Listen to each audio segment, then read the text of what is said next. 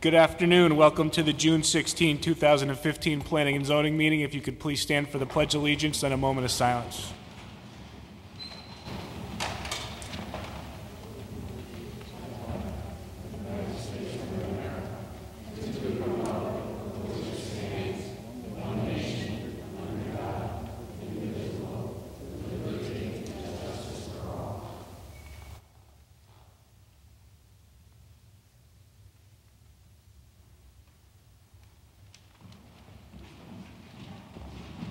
If we could have roll from left to right, please. Mike Dolan. John Grant. Jean Servine. Edward Mead. Carl S. Moore. Tom Nickel. Tom Panzella. Jim Quish. I'm Ben Gettinger, also present David Sulkus, City Planner, and Phyllis Leggett, Board Clerk. The first item on the agenda is public hearing, street name, portion of Bick Drive to Subway. Request by Michelle Danello, Director, Corporate Communications, Subway, for approval to change the street name from Bick Drive to Subway for the portion of Bick Drive that extends from Rowe Avenue at the I-95 intersection to Naugatuck Avenue. Is there anybody here from the applicant?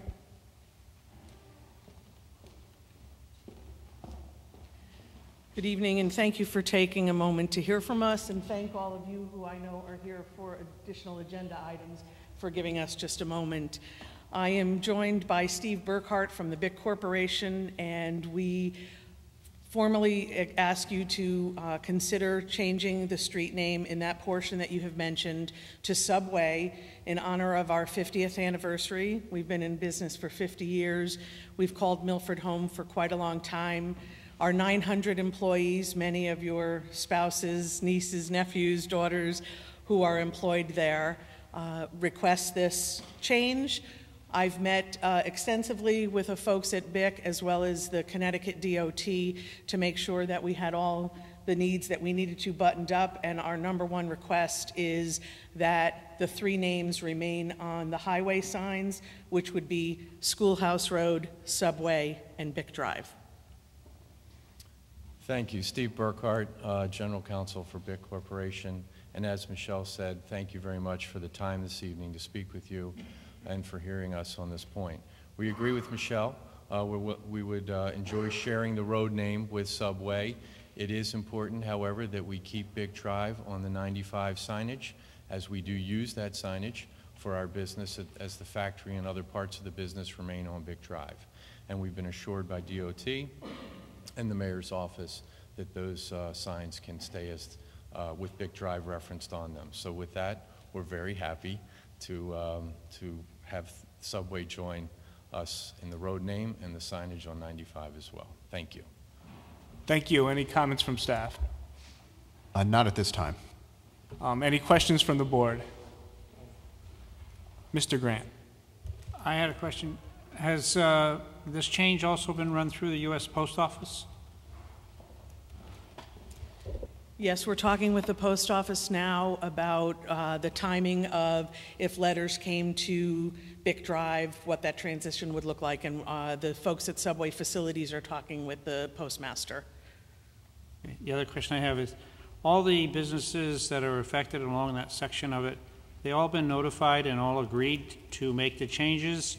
Because they're going to have to change letterheads, addresses, and so on. So I was wondering about the reimbursement costs. Is there any for that to those people?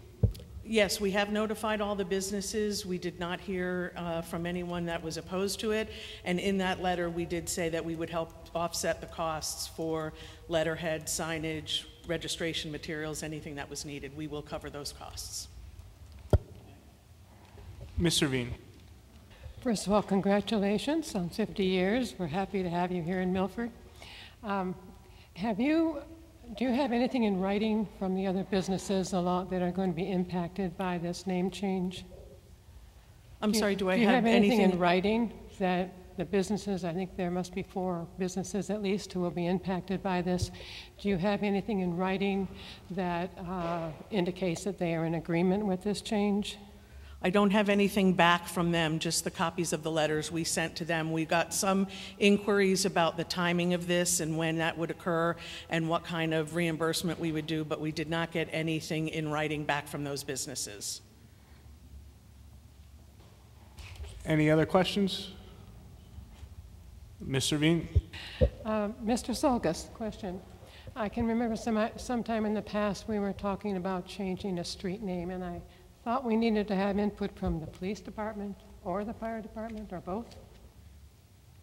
The ability to name a street or change the name of the street falls solely with this board. If that's input that you want, that's something we could seek out, but it's not a requirement.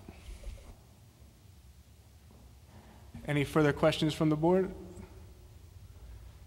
Seeing none, technically we have to open this up for public comment, so we'll see if there's anybody for or against the application, and then we will take a vote. Thank you. Before I read the procedures, is there anyone that's going to be for or against this application?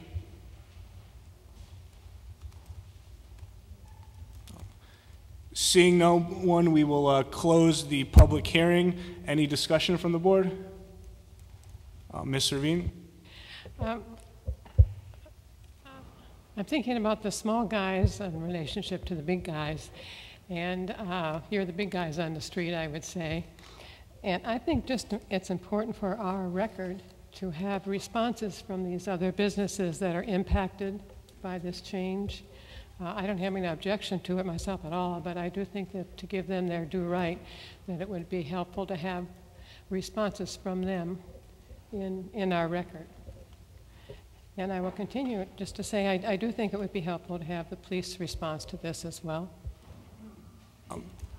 Well, I know the applicant spent a lot of time working with the neighbors, with BIC in particular, and with everyone that would be affected, and I kind of take them on their word that they sent out the letter. I know this has been postponed a bunch of times, and I think, it's something that it's an honor we should bestow upon Subway. I mean, all the work that they've done for the city, all the charities that they get involved with, all the people they employ, I think it's just to give them a name change. We're not asking to move a mountain here. So I would be in favor of voting on this today. I'd be in favor of granting the name change, especially since BIC, who's losing part of their street name, is in favor of it. I don't think it gets any stronger than that. So I would be in favor for the motion if we vote on it tonight.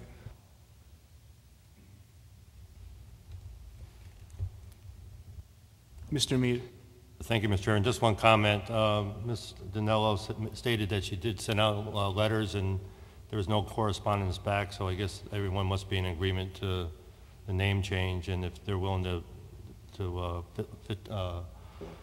do the cost of all the name changes on their letterheads, I don't see any problem. And like Mr. Solkis said, it's our board that can change it, and as long as the city departments are notified in compliance, and I'm happy with that. Any further comments? Ms. Servine. I just make my argument once more. I would like to approve this, but I would like, and I'll make that motion. I'll make the motion to approve, but I would like to put the stipulation on there that that somehow we get into the record that these companies are in agreement with this name change. I guess in theory that's fine, but how would that work practically speaking? I mean, they sent out the letter. Today's the public hearing. Nobody's here except somebody that's in favor for it. So again, I think we should just vote it. They should get the name change, and we should move on with our other business tonight. I don't think it's that big of a thing we're doing here. We're giving part of a name to a corporation that's been in Milford for 50 years and has been employing Milford residents for 50 years and has done a litany of positive things for the community. So I'm in favor of just granting or at least voting on the application as presented. With that said, would anyone like to make a motion? Mr. Quish? Yes, I'd like to make a motion to approve as submitted. You have a second? Second. A motion and a second. Any discussion on the motion? Ms. Servine. I'll just go for an amendment, and just because I think it's the right thing to do, and I believe that we should have in the record a response. There's one that's a larger company down there. It's a data processing company, I believe. I'm not sure what it is.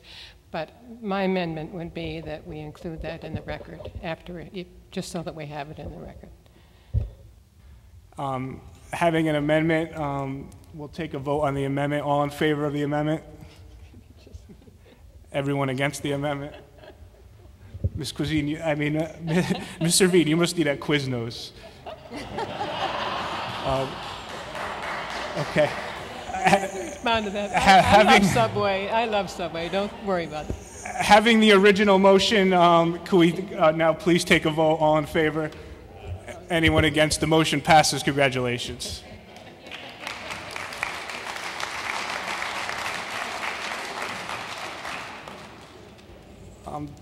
The next item on the agenda is public hearing. It's the petition of Milford developers for a, I guess I'll read the whole thing. Petition of Milford developers for a change in the zoning regulations.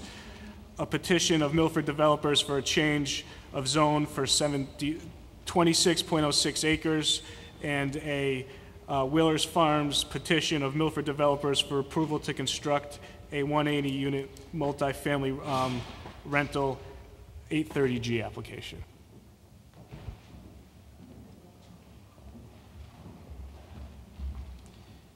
Good evening, Mr. Chairman and Commission members. Attorney Tim Hollister representing the applicant on the matter just passed. I would say that was a very entertaining effort to subvert the application. Anyway, what we have for you tonight is a brief progress report, maybe about 20 minutes between Mr. Gilmore, Mr. Sullivan, and myself. The first thing I want to note for the record is that the agenda says that the hearing tonight needs to close tonight. That is not correct. Mr. Sulkus and I had an email exchange about this. We can actually extend, if necessary, to your second meeting in July. So just bear that in mind as we go through our brief remarks tonight.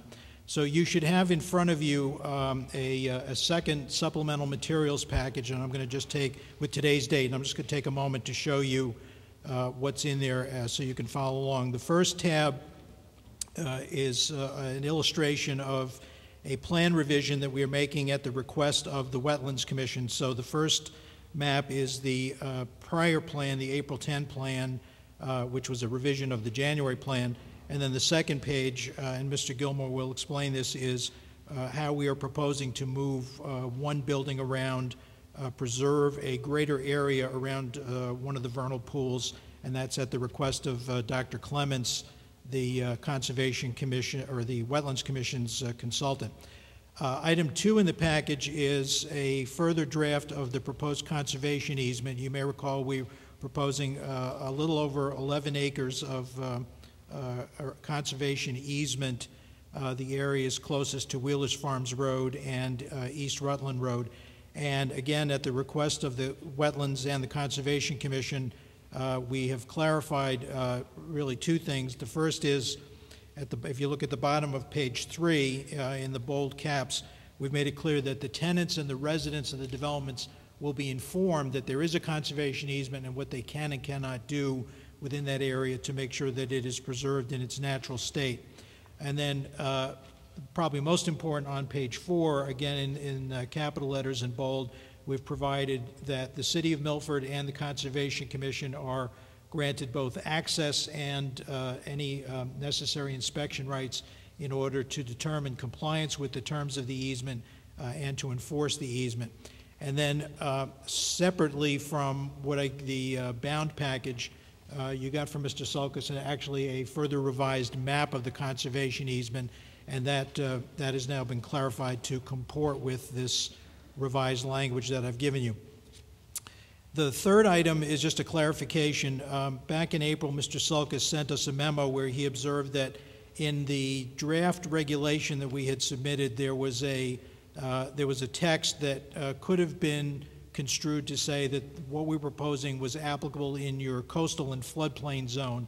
I just wanted to point out, maybe probably should have done this last time, that when we further amended the regulation to make it clear that it is site-specific to the Wheeler's Farms property, it's not intended to apply to any other property in the city of Milford, we have therefore cured any possibility that the regulation would be applicable to any property in the coastal zone or in the flood hazard area.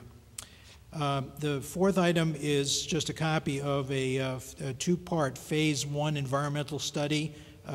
The property was determined to be to be environmentally clean. There's no disposal of hazardous waste that would trigger what's known as the Transfer Act. There's no conditions on the property. There is, as you've heard, there's certainly a fair amount of debris, particularly in the central isolated wetland, that would be cleaned up as part of the development process, but none of it is hazardous or toxic, and it will all be removed. So I've just given you, without the very thick attachments, the 2 letters from a company called GeoQuest. At item 5, there was several comments, questions about, on May 19th, about the number of school-aged children that would likely live in the 180 proposed apartment homes. I think you know, but I will repeat that technically speaking, land use decisions are not to be made on the basis of school-age population, and indeed, if you were to base a land use decision on that, you might be in violation of the federal and state Fair Housing Acts. However, a question was asked, and we respond to questions that are asked. So what I did was I used the probably the most reliable and best known demographic study that's out there, which was from Rutgers University in 2006. And they did through most of the states in the United States, they did a census and came up with an actual population, school-age children population, based on the housing type, the rental or the cost, and the distribution of age K through 2, 3 through 6, 7 through 9, and 10 through 12. So I'm not going to go through the calculation except to say that I took the, shall we say, the worst case scenario, the highest values, even if the rent restriction would make for a lower value. I used the highest values, and I came up with a projection of 50 school children, but that's based on 2006 figures. Milford school population, like most school populations in Connecticut and even the country, has declined since then. So the reduction has been about 16%, and if you apply that, it comes down to the reasonable estimate of the school-age population who would attend the public schools if this development were 100% occupied is between 36 and 40. So we've answered that question to the best of our ability. And lastly, I've proposed a condition of approval. There was discussion and concern last time about the proposed emergency vehicle access. So just I've given you some text that puts in writing what the applicant has already agreed to and would accept, to make sure that that is a locked gate access on both ends of the emergency access, not for vehicular use, pedestrian use, recreational use, and to be kept in a clear and passable condition at all times. So with that, I have 2 of my team colleagues with me to just give you a brief update on, first on the plan revision. Oh, I'm sorry, let me also mention, we were at the Police Commission on June 8th. They did not provide a positive recommendation. They observed that the proposed parking is different from the City of Milford's current zoning regulations, which of course is recognized and is true. So they did not provide a positive recommendation on that basis, and we thought that was fair and accurate, because obviously through the regulation change, we're proposing to this board that we adjust the parking ratio. We will be back at Wetlands on July 1st, and that hoping to wrap up that public hearing on that night, and again with the plan revision that Mr. Gilmore is about to tell you about. So with that, I'm going to turn it over to Mr. Gilmore, and following him to Mr. Sullivan.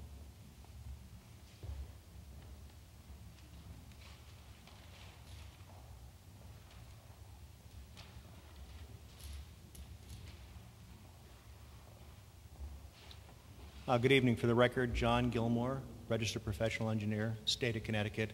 I'm with Malone McBroom. We prepared the plans for the project.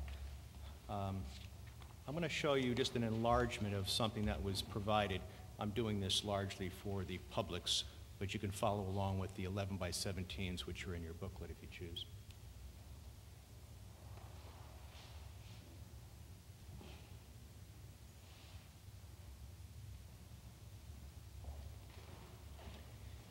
This drawing is in the package. and it represents the original application that was made in January and then revised in April as a result of staff comments and the like. So this is the application that's before you as part of your planning and zoning. In the spirit of cooperation with the Wetlands Commission, while the original application had no direct wetland impacts, and it had no impacts into the regulated buffers surrounding the wetlands on the site, there is a wetlands right here, which I think we acknowledged was man-made in a very low quality.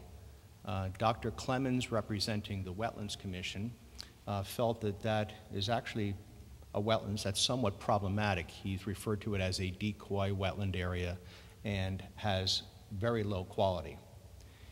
In this area, there is a vernal pool down below, and there's another one just off the map, so there's two vernal pools. We experienced, or we noted that there were turtles, 3 of them by count over the past 2 years, that used the area. This area is wooded. In fact, we were out there and identified the tree line of the mature vegetation. If you recall, most of the area had been disturbed already, but there is some secondary growth taking place up through here. Dr. Clemens felt it was important that we give the turtles at least the opportunity to continue to breed and multiply on the site, even though everyone believes, including Dr. Clemens, that there's a declining population of turtles. So he's asked us to see what we can do about reconfiguring this site. And in doing so, he said, you know, I think this area would be an appropriate location to move and relocate some of the buildings to this area. So we've prepared a schematic map and presented that to the Wetlands Commission. Unfortunately, Dr. Clemens has been away, and we have a meeting scheduled with him next Tuesday to discuss the merits of the revised plan, which I'll show you in a moment here.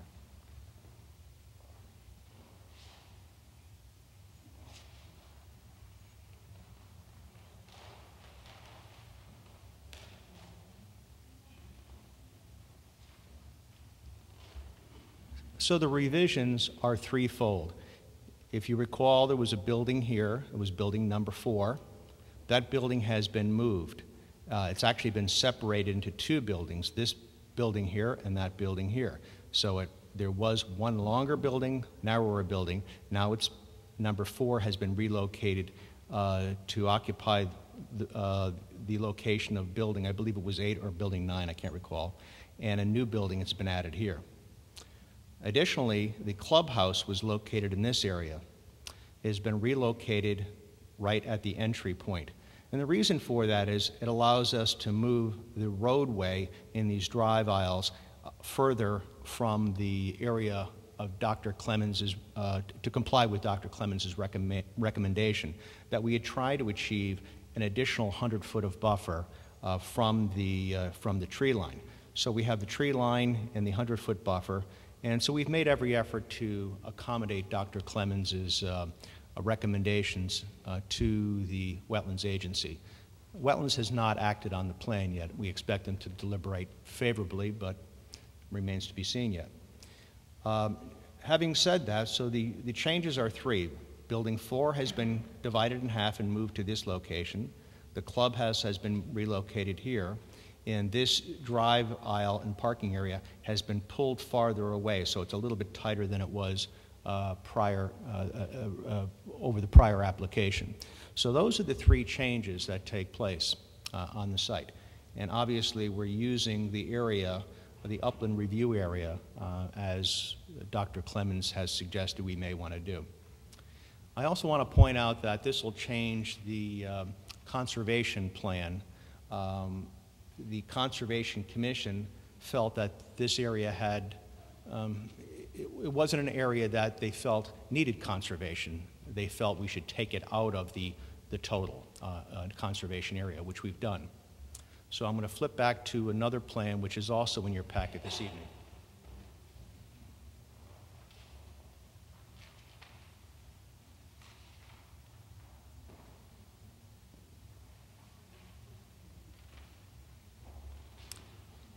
So this is the revised conservation area. The entire site is some 26 acres. The developed portion of the site is about 10 acres, and the balance of the site will be left in conservation, including that little green area here, which was not. That was where Building 4 previously was. There was some question about the appropriateness of including the CLNP easements. There's about 1.2 acres of power line easement through our properties as well. We've netted that out, but we still meet the HOD regulation which we've proposed, so we're in excess of 40% of the site remains in open space, not including the power line easement and not including the area on our site, which is currently a parking area. So I think that concludes my brief presentation of what the changes to the site plan would entail. Subject to the Wetlands Commission's agreement that this plan meets the goals of its agency, and as recommended by Dr. Clemens, we'll revise the plans and resubmit those to this agency for their consideration. Thank you. I'd like to have David Sullivan, our traffic engineer, kind of give you a brief update as well.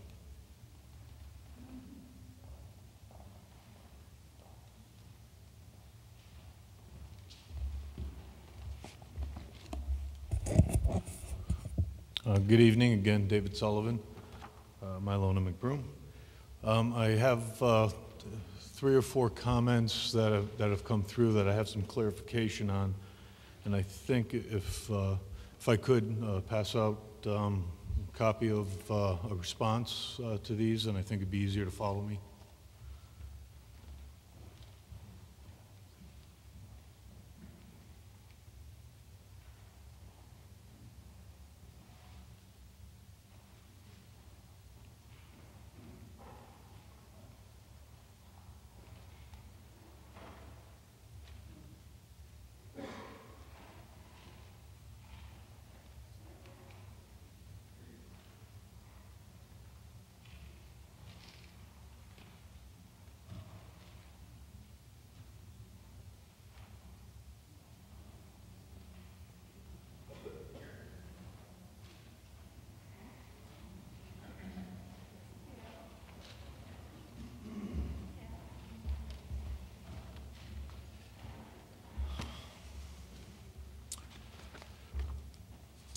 Okay, there's 4 items here. The first one has to do with the traffic signal and just a clarification of exactly what is proposed there in terms of replacing the traffic signal equipment.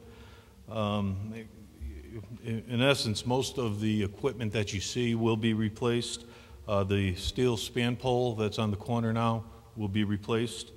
We'll adjust the span wire on the other side that connects to the wood pole to make it a little higher for a couple of reasons. One, there's a little bit of a conflict with the utility wires that run perpendicular to it, so we want to eliminate that conflict. And secondly, it appears that that one signal head may have been too low in the first place. I'm not quite sure how it became a 3 light head and is now a 1 light head. But speculation is that it might have gotten hit by a vehicle. We're going to replace all the signal heads. When this signal was originally designed and built, 8-inch diameter lights were used. 12 inches is the standard now, so all the 8-inch signals lights will be replaced with 12-inch.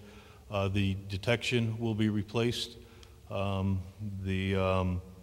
signal controller, our understanding is that there was an electrical fire in it, which means the controller will need to be replaced, and the pedestrian ramps and indications and crosswalk and things of that nature will be brought up to current ADA standards. So essentially, it's much of what you see out there will be replaced. The second thing is there's been some discussion about the travel speeds and visibility on Wheeler's Farm Road. So we just went back and looked at some of the information, the actual travel speeds, the prevailing speed, which is the 85th percentile speed, which is used for determining design parameters. And what 85th percentile means is 85% of the traffic is traveling at that speed or slower. And the 85th percentile speed was 41.6 miles per hour. as it passed this development, past our driveway. And the sight lines that we're providing meet Connecticut Department of Transportation guidelines for that travel speed, which is somewhere in the vicinity of 470 feet. The last two have to do, there's been some question about East Rutland Road and why it was not studied further and in more detail. And I explained at the Police Commission, and I think it's important to explain it here. There's really two things we look at when we're determining what our study area is. The first thing we look at is what the protocol is through the Connecticut Department of Transportation and OSTA, the Office of State Traffic Administration. And their thresholds are if you're putting 100 vehicles, new vehicles, through an intersection, or adding 50 left turns to an intersection, then you should analyze that for impacts. Anything less than that, they don't require impacts. But we don't stop there. We look at more specifically at our study area and go beyond that. And in this particular case, we didn't see that East Rutland Road was a logical alternative for vehicles coming to and from here. And we based that on the routing of vehicles and where they're coming and going from, which is based on journey to work information, the U.S. Census data. And so I jumped ahead to D a little bit here. And so what we did is we took three movements that might have some argument to say that, well, maybe people would use East Rutland to go in this direction. So we looked at coming from the south or the west on I-95. And if you're heading towards this site, you make a decision when you get to the intersection of Plains Road of whether you're going to go up to High Street and come up Wheelers Farm Road, or whether you're going to go the back way and go East Rutland and access the site that way. So that particular one, on the first figure, you'll see DT1, which shows the two routings, one in red, one in green, and shows the difference in distance and the distance in time based on the travel speeds on those roads.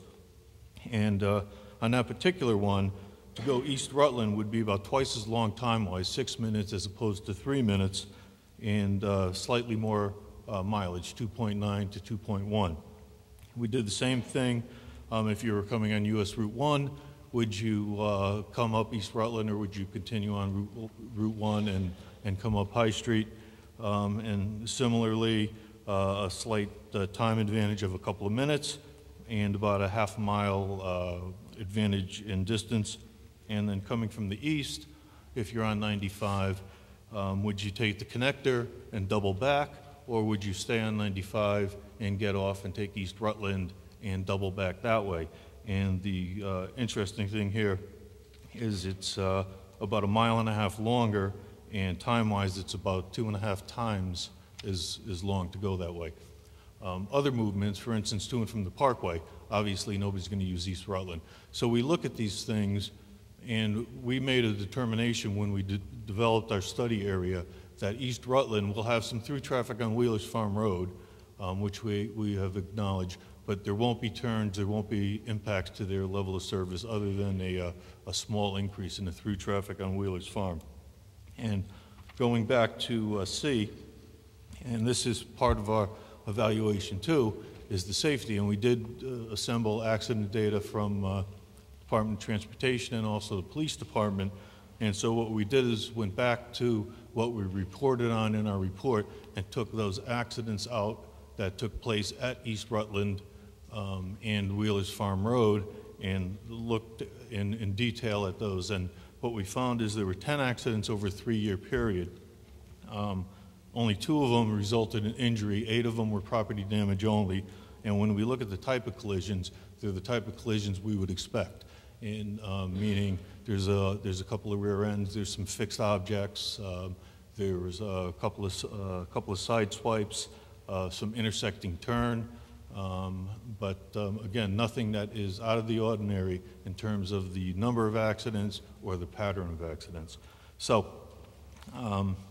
that's all I have, and I'd be happy to answer any questions. But I just thought it was important to clarify some of those things. Thank you.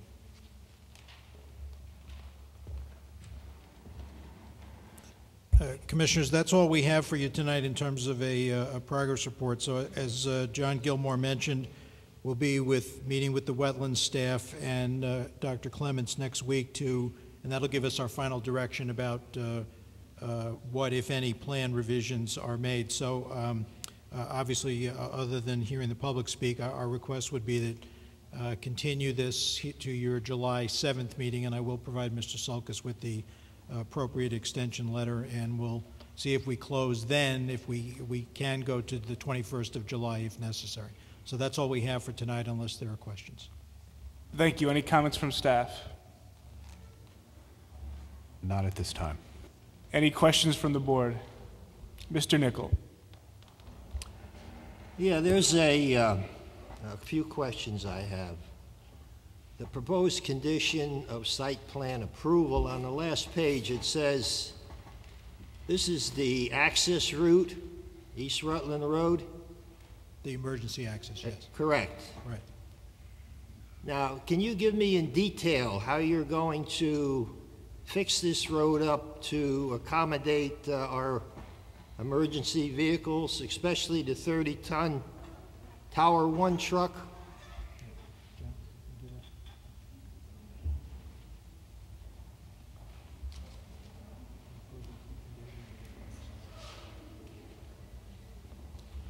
John Gilmore for the record. There's no plans to make any substantial improvements to the roadway except keep it clear as it's supposed to. It was built as an access drive for the sanitary sewers. It was built with a gravel base. It's not intended to be a paved surface unless this commission wishes, but we don't believe that's necessary. Well, I guess I have some other questions then. What good is that road if you can't take an emergency vehicle down there in its current state? I mean, you know, a 30-ton over a frost-heaving road in the winter when the place is burning, the fire department's not even going to go in there. They're not going to use the road. They expressed the same issue. It's not just for fire apparatus, it's for any other vehicle, emergency vehicle that may want to use it. I point out also that there are many access points to the site onto adjacent properties. I suspect that that would be an easier route. We proposed it as an emergency access because it's there. It's there as a sanitary sewer access road. It's already gated and already built. We don't believe it's necessary for emergency vehicles, but we simply proposed it because it is there. All right, I have another question then. The police report is pending, I guess till July the 1st. Is there any consideration putting a traffic light at East Rutland and Wheelers Farm Road? We don't have any plans to signalize that intersection. But as Dave Sullivan mentioned, the existing traffic signal that's at our driveway is not functioning at the present time. It will be made functional, meeting the current standards. That's an important element because right now, you've heard from many of the residents on East Rutland Road about the inability to get out onto Wheelers Farm Road. A traffic signal in that proximity, which would be functional, would provide some gaps, even at East Rutland Road, for them to access onto Wheelers Farm. Yeah, that's where I was leading because I see side swipes from same direction, opposite direction. I think a traffic light, if it was brought up to the police commission, maybe they would accept something or say it's worthless. Well, we had discussions about the traffic signal at our own driveway, and they felt that that was appropriate for us to rebuild it to the current standards. There was no discussion with them about the appropriateness of a traffic signal at East Rutland. All right, let me go back to this access road then. Why are we even keeping this thing clear and passable if we're not even going to use it? It has to be maintained clear and passable because there's an existing sanitary sewer that passes through the site. It's a requirement that it be maintained. All right, thank you. So it's really not an emergency access for this development? No, we simply gave it that title because there is an access drive there right now. And to allay any of the concerns that the neighbors had about whether there was going to be traffic entering East Rutland Road, the answer is absolutely not. In fact, I believe the police chief commented that the gate is there, there's already a lock on it, it's been there since the 1980s. The easement hasn't been well maintained, there is some overgrowth. That'll have to be cleared per the agreements with WPCA, or the Sewer Authority, I should say. But having said that, the police chief indicated that they may put a second lock on that they have access to. Any further questions from the board? Ms. Servine. Could you be more specific about this other access you're talking about, the secondary, and where it's located on the site plan? I have an overall aerial plan, and maybe that would help a little bit. Assume it's on the site plan, then?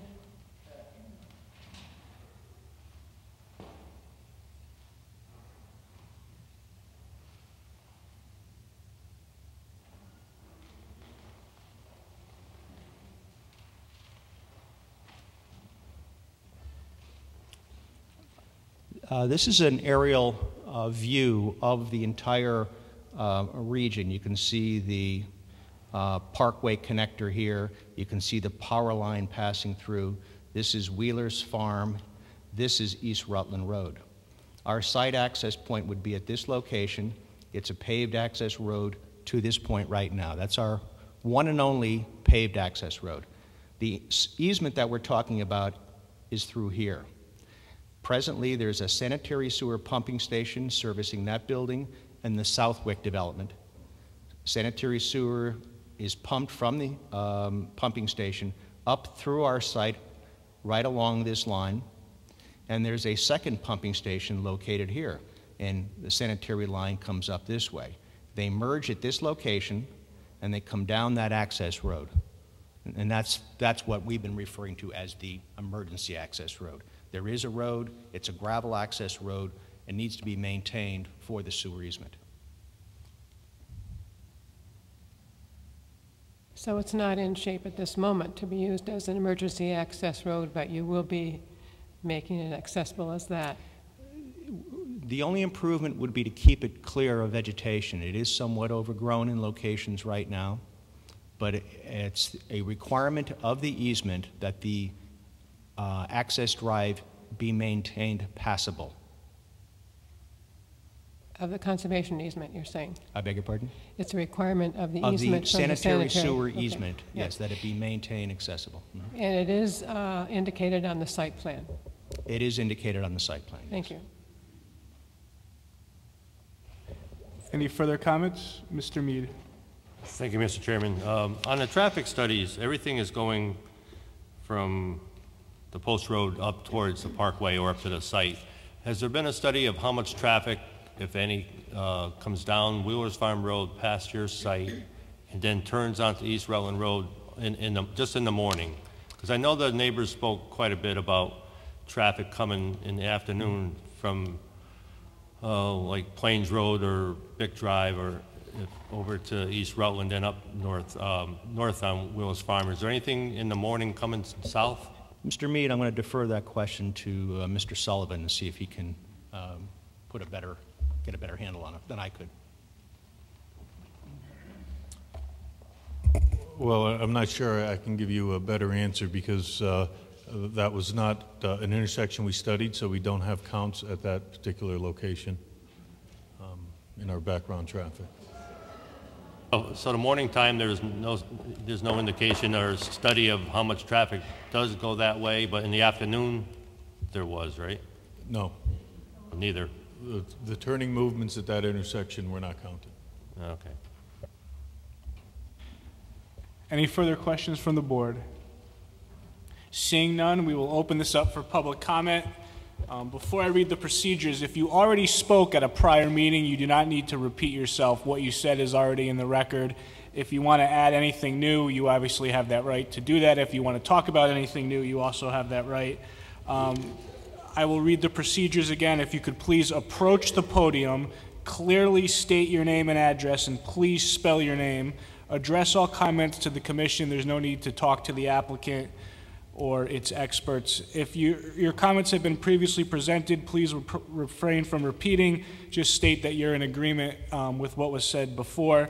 State your comments in a clear and succinct manner, and please keep your comments under 3 minutes. And this is going to be more strict, seeing it's the second time around. We gave a little leeway at the last meeting. If you're in favor of the application, please come to the podium.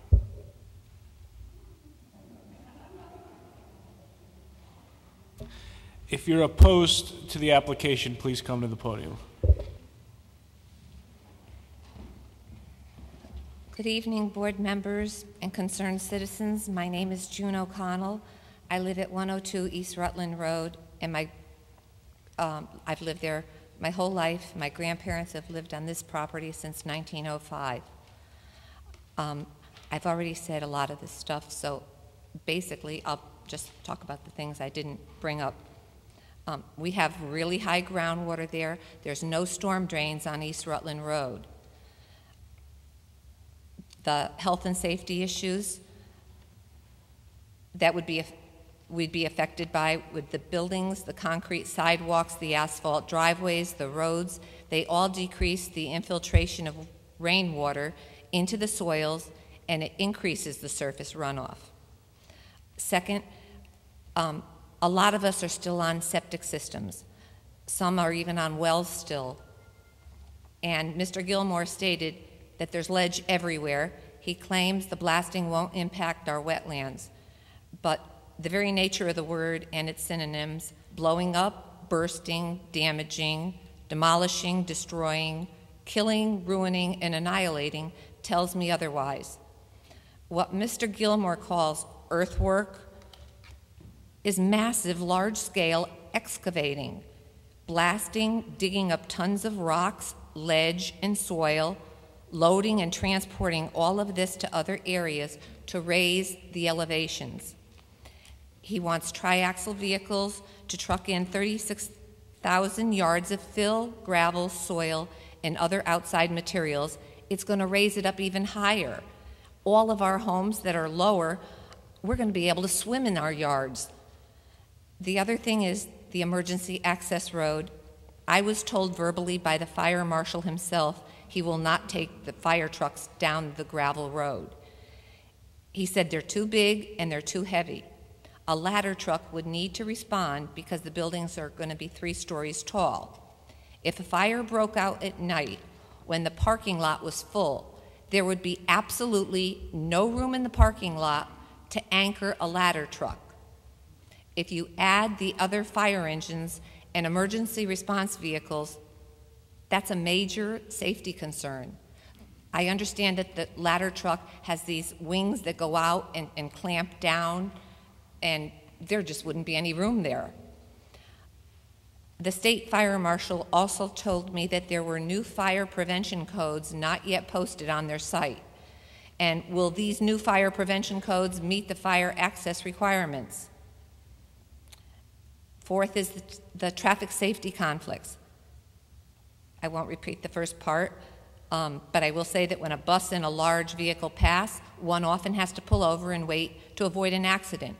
Garbage trucks and snowplows can't be passed safely in opposite directions. United Parcel Service and FedEx deliveries, they always tie up traffic. And you can't imagine how many truck drivers don't know the height of the truck they're driving. They get to the underpass and they find they don't fit. Then they back into my driveway when they're able to, or they'll back all the way down and into Chevelle.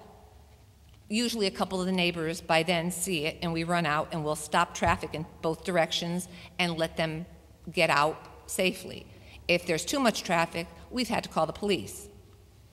Some have simply driven underneath the underpass and they rip the tops right off their trucks, One kept on going even when we saw him do it. On Wheelers Farms Road, Mr. Olinsky lost his life when he was hit by a car getting his mail. I have this I can give you. He was actually protesting the road from being straightened because he was afraid that cars would be going too fast when there's that many. 5 years later, he was killed when he was struck by a car getting his mail. I'll give that to you. The Cornerstone Church on Wheelers Farms Road uses the corporate center parking lot for additional parking. It's so dangerous and has so much traffic that they use a shuttle bus just to bring their parishioners across the street. Winter's worse. There's a little incline going up Wheelers Farms Road, and it's very difficult to navigate when it gets snowy or icy. You have to have a little bit of speed so that you can get up and turn onto East Rutland. But if the time is wrong and the cars are getting out of work, you could encounter a line of cars backed up on East Rutland Road, which are usually skidded into Wheelers Farms. It's worse when you make it up, and then there's a line of cars that prevent you from making the left onto East Rutland, and you have to stop and wait. When it's clear to go, now you have no momentum, and you start spinning your wheels, skidding, and you slide down. It's a nightmare at times, especially when there's numerous vehicles that can't pull the hill. It's extremely dangerous. If you look at the Connecticut Post article, I made a copy of that too.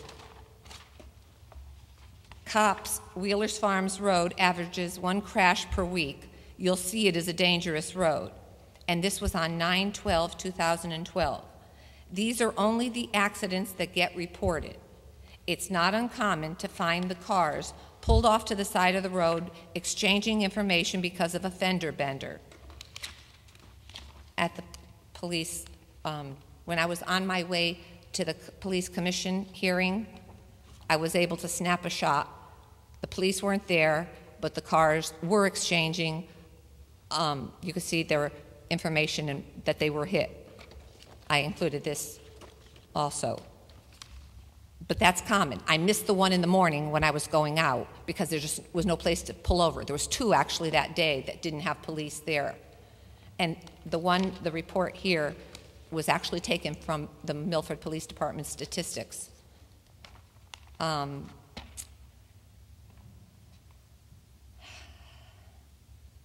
To permit a development here would endanger the lives and safety of motorists and pedestrians. The safety issues in this area far outweigh the need for affordable housing. We don't have the finances to hire the experts that the huge developers do that they're able to afford. However, we've lived there a very long time, and the residents, having been many, many years there, dealing over and over with the numerous problems that I've listed, I feel that makes us experts in our own right. And we know our homes, and we know our lands, and we know our issues. They didn't meet this inlands wetlands approval. They're juggling the location of the buildings in the clubhouse to make sure that the Army Corps of Engineers doesn't get involved. The Police Commission unanimously denied the developer's application. They didn't meet our city's ordinances, and I ask that you please don't set a precedent for other developers. Please deny this application for safety and health reasons. Thank you. And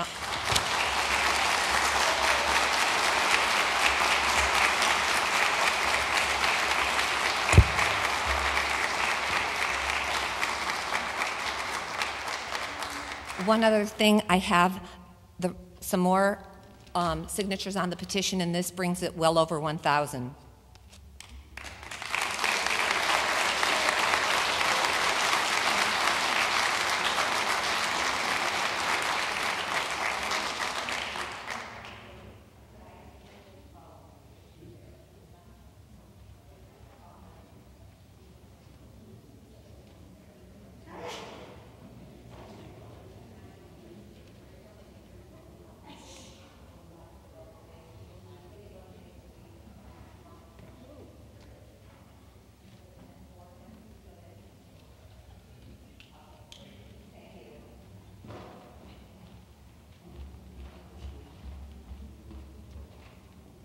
Hi, my name's Bill Elliott. I'm going to adjacent property owner on East Rutland Road to the proposed property.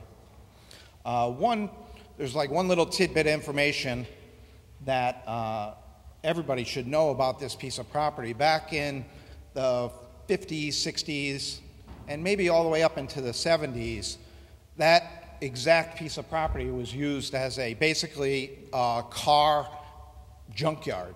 It was the Rogers family property, and that piece of property, it had dozens, if not hundreds, of cars stored on that piece of property.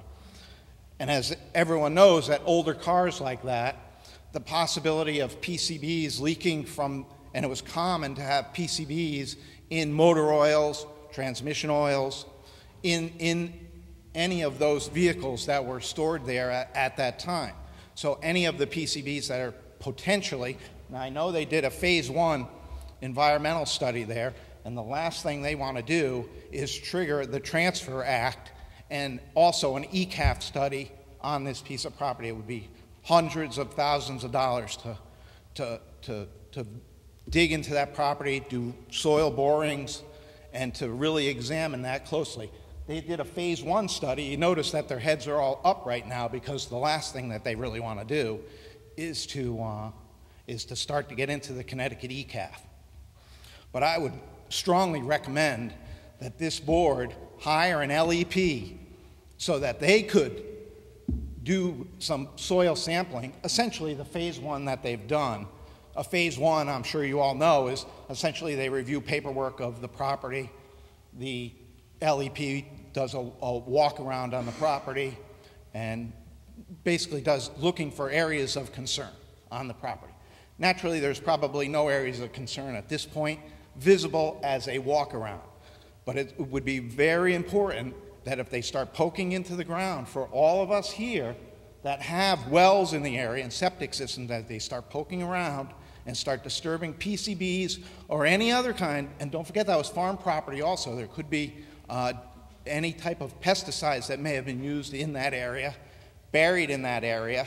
Who knows what has been done there, and we don't have access to any of the environmental paperwork that's been done at this point, or what studies were done when the property was developed to begin with. If you go up there, you can see a lot of the soil has, been dug through over the last when they were building the buildings there.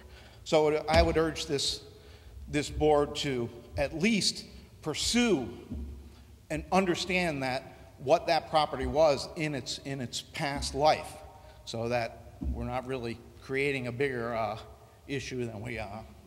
You gave your street name, but not your street number. It's William Elliott, 65 East Rutland Road. Thank you. You're welcome. Thank you.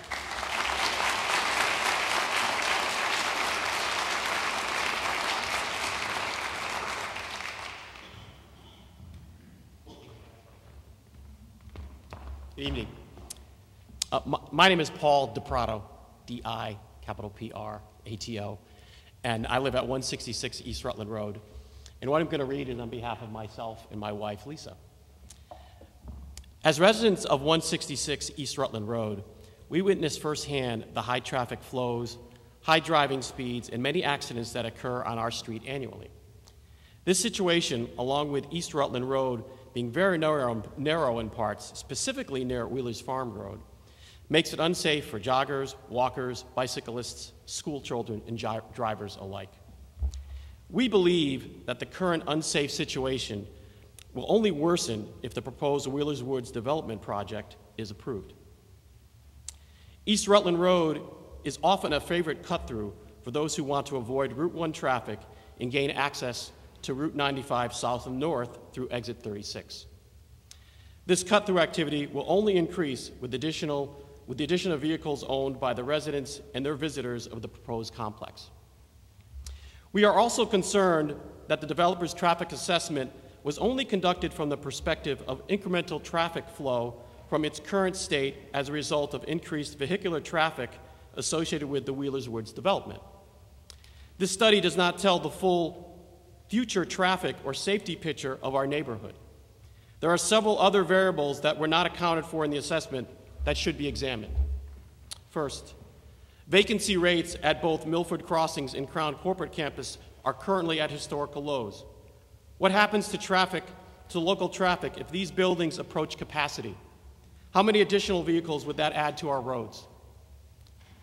What happens to traffic if the Southwick apartment building is developed as the "coming soon" sign on Wheeler's Farm suggests? What is the projected number of additional vehicles on our roads associated with this complex? Third, recently developers of the proposed 257-unit apartment complex at 460 Bick Drive, I guess now Subway Avenue, right, filed a motion with the council to overturn the Planning and Zoning Commission's ruling to decline the zoning changes needed to develop the property. Should this development eventually be built, what happens to traffic on East Rutland Road and other neighboring roads as residents and visitors of this complex cut through to access the Merritt Parkway?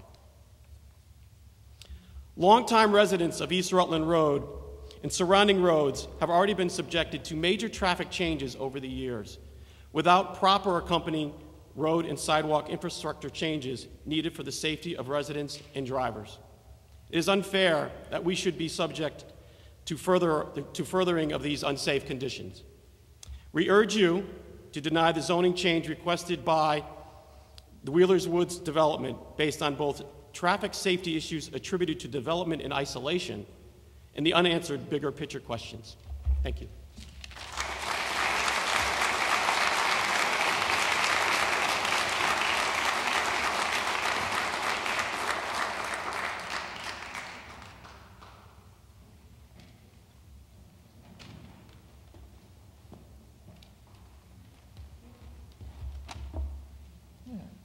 Ruth Krasenix, 86 East Rutland Road. I have something to submit. When you were asking about what the access road looks like, it's right across from my driveway. If you'd like to see it, you can have this photograph and pass it around. Thank you. If you bring it up, we'll stamp it into the record. I'm sorry? If you bring up the picture, we'll stamp it into the record and pass it around. Okay, fine. Dear Planning and Zoning Board, please deny the petition for a zoning regulation change to create a new housing opportunity district, Article 3, Section 3.25. Also deny all other zoning changes for Wheelers Farms Road, East Rutland Road requested by the petitions of the Milford developers for the proposed Wheelers Woods project. Uphold the denial by the Milford Police Department and do not overturn the statute that requires more parking spaces to be added to the already 360, which would be about 460. This is a massive project and will have a negative impact on the residents on these two roads. This time I would like to bring up about the high water table in the area. When we get heavy rains, our basements and yards are flooded. We get water flooding over East Rutland Road just before the stop sign to get onto Wheelers Farms Road. We get groundwater and storm runoff. Most of us, including Lexington Green, have sump pumps in our basements. Public Works has come out to my house for the last couple of years to repair over 40 feet of the road in front of my house and driveway due to the water flooding the area and breaking up the road. This is right across from the proposed emergency road. The developers want to bring in over 550 truckloads of dirt to raise the area where the complex is going in. This storm runoff will be coming right towards our yards in East Rutland Road. Also, with blasting going on, this will affect the wells and contaminate them and will cause structural damage to our houses and foundations. This surely will have a negative impact on the residents of this property. Please deny this massive project for the health and safety of all the residents that live in this area. And also, I have a report from the Milford Public Works when they came out to my property. And I took a picture yesterday just to show you what's happened this year with it, and that's just this spring. And I will show you that picture also. It's over 40 feet. They've been out there, and they didn't document it. I didn't call them, but they've been out there. This was in 2013. They've been out there in 2014. They've been out there this spring. So this is just from just one other day ago. So I will turn those in also. And on 5/2015, ABC News said, quote, Connecticut has the highest number of fatalities on rural roads than any other state in the nation. So please take this into consideration when you deny this project. I also would like to ask you one other question. I found a letter at my door from people from the Lexington Green area And I was wondering if I listed their names, if I'd be able to read their letter? Or shall I just turn it in? You could turn it in. Okay. I didn't want to hold it up, but I just thought I'd ask you. It's a very good letter.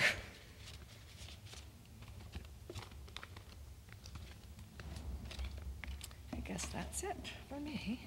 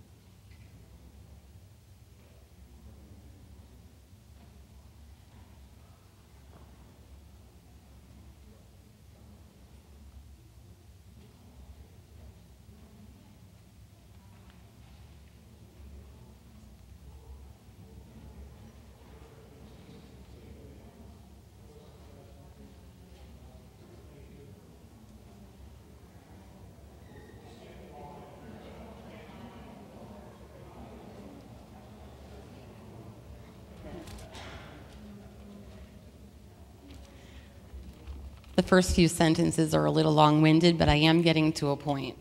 Members of the Planning and Zoning Board, good evening. My name is Tammy O'Connell. I reside at 225 Union Avenue in West Haven, but I grew up on East Rutland Road. My parents reside on East Rutland Road, and over the 25 years that have passed since I moved away, I am still friends with Colleen Kelly, Lisa Mallon, and Lisa Eifeldano de Prado, also raised in the area of East Rutland and Wheeler's Farms. My maternal grandmother was Julia Filanowski. Filanowski Farms is owned by my relatives. You might wonder why I'm telling you all of this. I tell you this so that you'll have an understanding that Milford Developers LLC of Chatham, New Jersey, nor any aerial photo could possibly provide. This is and was for many, many years a good, hard-working, and close-knit community. The residents from this area are coming together. They're attending these meetings. They're toting their treasured photos of local wildlife that has visited their yards. Some elderly are arriving using walkers and canes, but they're petitioning long and hard in the desperate hope of fighting to preserve this land for future generations, and we need your help. We are all aware that the City of Milford has been bombarded with affordable housing applications and has a quota to meet. This is not a valid reason to approve a zoning change. In a New Haven Register article posted May 20th of 2014, State Senator Gail Schlossberg stated, and I quote, "Milford people want a wide variety of options, including affordable housing. However, we will not support developments that merely seek to circumvent our local zoning laws. The development being laid out in front of you today is requesting just that. The current zoning laws do not allow for this development, and why, if our state senator will not support it, should the City of Milford? Zoning laws are in place for a reason. I have no doubt that thousands of dollars have been spent on this project between the developers, engineers, attorneys, biologists, the testing, but the bottom line is that you cannot expect to change a law to match your needs, regardless of how much money you bring or how many points it might offer the city. That is not how the laws operate. Unfortunately, that is exactly how politics operate, and many city, state, and government officials will turn a blind eye to what's right when pressured by a powerful and persuasive development team. I personally would like to park free at Milford Beaches, but being a West Haven resident, I no longer can. Should I approach the City of Milford to adjust this law to include its former residents? No, I don't seek to change the law. I abide by it, as Milford developers should do on Wheeler's Farms Road. The proposed development does not contain enough parking to accommodate the residents and their visitors, according to the Milford Police Department, and this parking hazard is why they were denied unanimously by the Milford Police.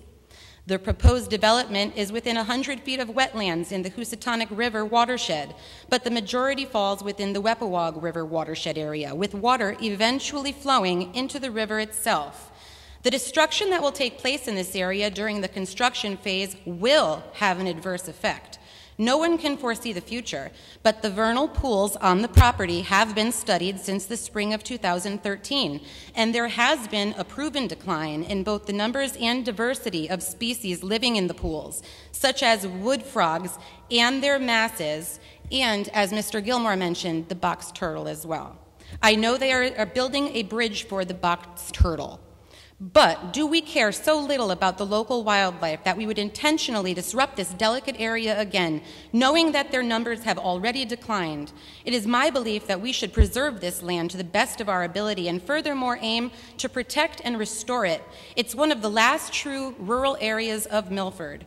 With 17,000 cubic yards of rocks and dirt to be cut and moved, plus an additional 8,300 cubic yards of fill being brought in, there is no doubt that this will have a negative impact on the surrounding areas. Nearby properties should expect an increase in flooding, and most residents have already voiced their concerns about this. These people have very serious flooding issues right now, even before the first shovel of dirt is tossed. To approve this is basically to tell the residents, we don't care. Your residents are against this development. Your state senator will not support it. Your local zoning laws do not allow it, and your city police have unanimously denied it. It negatively affects traffic, wetlands, wildlife, the school system, and our community. You can do traffic studies on Sunday afternoons and walkthroughs in the dead of winter all you want. If you say it does not have a negative impact, please ask yourself, what is the positive impact? Affordable housing? Because there are only a few units of affordable housing in this high-priced development, complete with fire pits, charging stations, pools, and recreation rooms. I implore you to take all of this into consideration when making your decision, because the people of this great city have done the very best they can, and at this point, the matter has moved out of our hands and into yours. Thank you.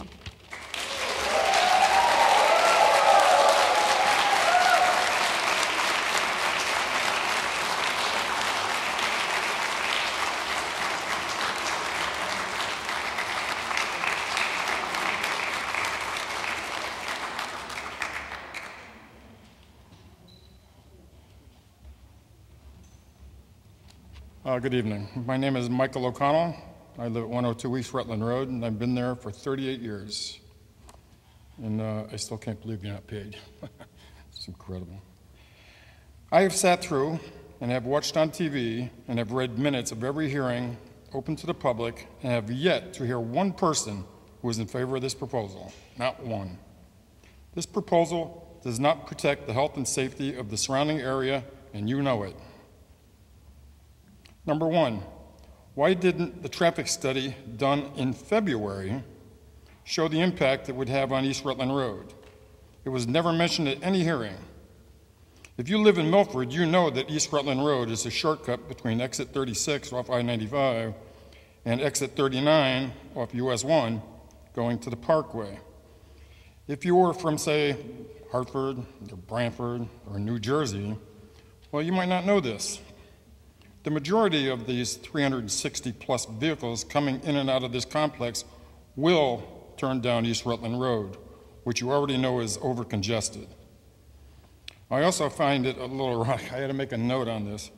Mrs. Servin, I don't know if I pronounced that wrong, I'm sorry, asked the developer to show him on that map, where is the secondary access coming from if it's not the emergency road? They never showed you.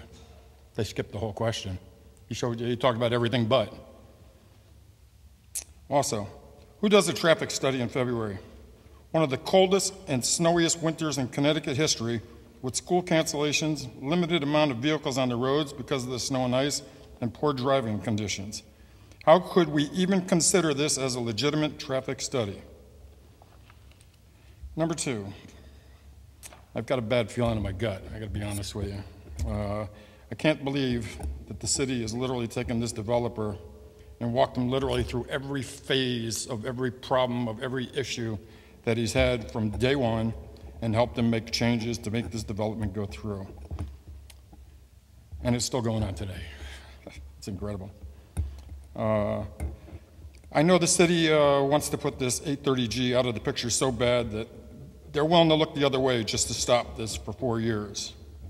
Now, I'd be real curious if all the other developers who have filed for HOD development knew that the TLC that was given to this developer from all the departments in Milford, I mean, they literally walked them by hand. Number 3, I have a proposal that'll get the city out of hot water and will resolve the 830 issues for the next 50 years, and I'm going to tell you what it is. I propose that the city take back Silver Sands State Park from the state, and if the state doesn't want to give it back, then we'll take it back under eminent domain, because we can do that now. Then we advertise to every developer in the United States that we have beachfront property for sale to the highest bidder for an 830G development. We take that money and we put it somewhere where the city can spend it. Now, this is a big piece of property, so we'll let the developer build about 2,000 units. Oh, wait a minute. This is an 830G development. Let's say we'll let them build about 4,000 units. Yeah, 4,000 sounds like a good number. Then, instead of 30% of the being designated as affordable housing, we make the whole 4,000 units available for affordable housing, and the city will not have to deal with this problem for many, many years to come. Pretty stupid, wouldn't you say? Pretty stupid. Just like the 180 units proposed on Wheelers Farm Road is. I also propose that we lower the voting age to 10 years old, because Lord knows those are the lives we're screwing up, and maybe they'd like to have a say.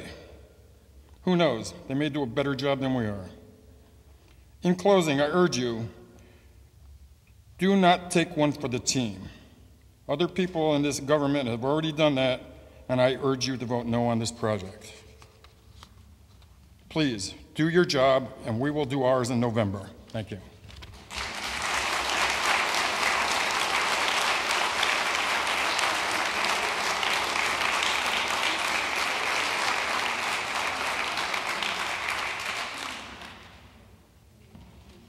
Is there anyone against the application?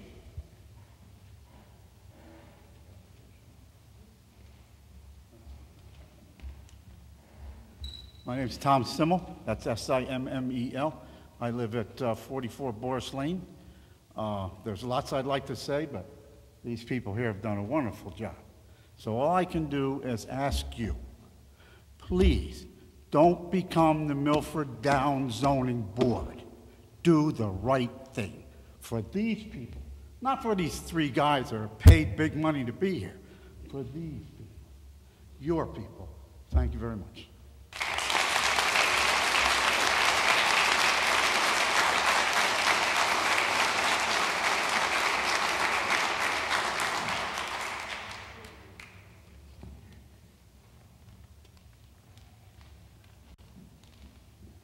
My name is Jane King, K-I-N-G. I live at 159 Wheelers Farms Road, and I didn't plan on saying anything, but I think that you should know some things about Wheelers Farms Road that may not be clear to you. I would really want you all to go take a look at what we're talking about. Go up Wheelers Farms Road, go down Wheelers Farms Road, different times of the day. See what's going on. See where East Rutland Road is. See where the Filanowski Farm is and where this is all going. Maybe you've already done that. It seems to me that people aren't really getting a clear understanding of what we live with day in and day out. The reason I'm up here right now is because of traffic lights you were talking about. Well, this has been a pet peeve of mine for quite a while. I even went to the mayor, and he sent me to the police department. I live at the lower end of Wheelers Farms, about three houses away from the firehouse. My father was the one that was killed on Wheelers Farms Road after we fought 14, 15, 16 years ago not to get the road enlarged and straightened, because we knew at that point that we didn't have a chance crossing that road. We used to have people walking up and down the street all the time. We would take a leisurely walk after lunch or after dinner. Can't do that now, that's for sure. Every morning I leave the house to go to work, going up Wheelers Farms Road, to pick up the Parkway, and I encounter 3 working traffic lights already there within 0.5 of a mile of each other. 3. Now we're talking about adding a 4th for this project and maybe a 5th at East Rutland Road within 0.6 of a mile? Are we the post road? You will be making us the post road. It takes 2 minutes with 3 traffic lights if I hit every single one of them. And I'm talking about 6:20 in the morning. No one's coming on the, I don't know what the traffic lights are there for at that hour. Nobody's coming this way. We're going up and down Wheeler's Farms Road. I have 4 cars, 5 cars behind me. I have 2 or 3 cars, 4 cars, whatever, coming the other direction. We're stuck. Sometimes for 2 minutes, not at all, not at each light, but a total of all 3 lights, because I've timed it, depending on how you hit it. And now we're talking about more. Is that going to be, what kind of a light is that going to be? Just take a ride, take a look. We used to be one of the most beautiful streets in Milford. And what this city has done to us is very sad. It makes me sad. I was born on Wheeler's Farms Road. My mother's 92 years old. She's lived there. She was born on Wheeler's Farms Road. And you can't imagine what this is doing to us. Thank you. Please vote against this. Thank you.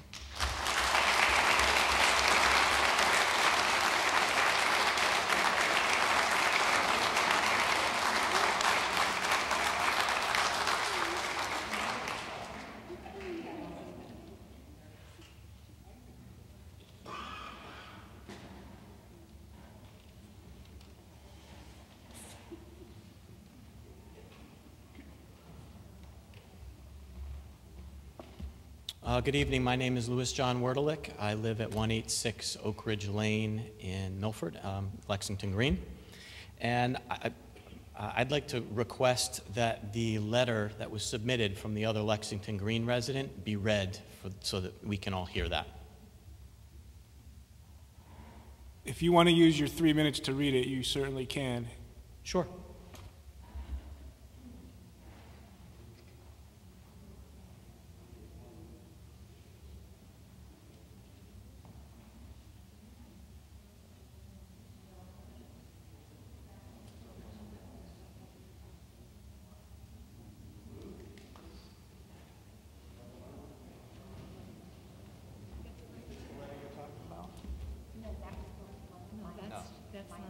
Can you come confirm?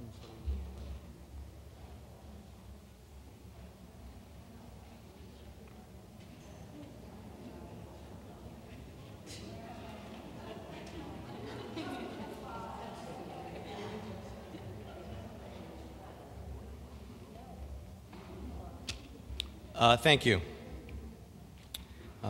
These are from residents on Magnolia Road in Milford, which is part of Lexington Green.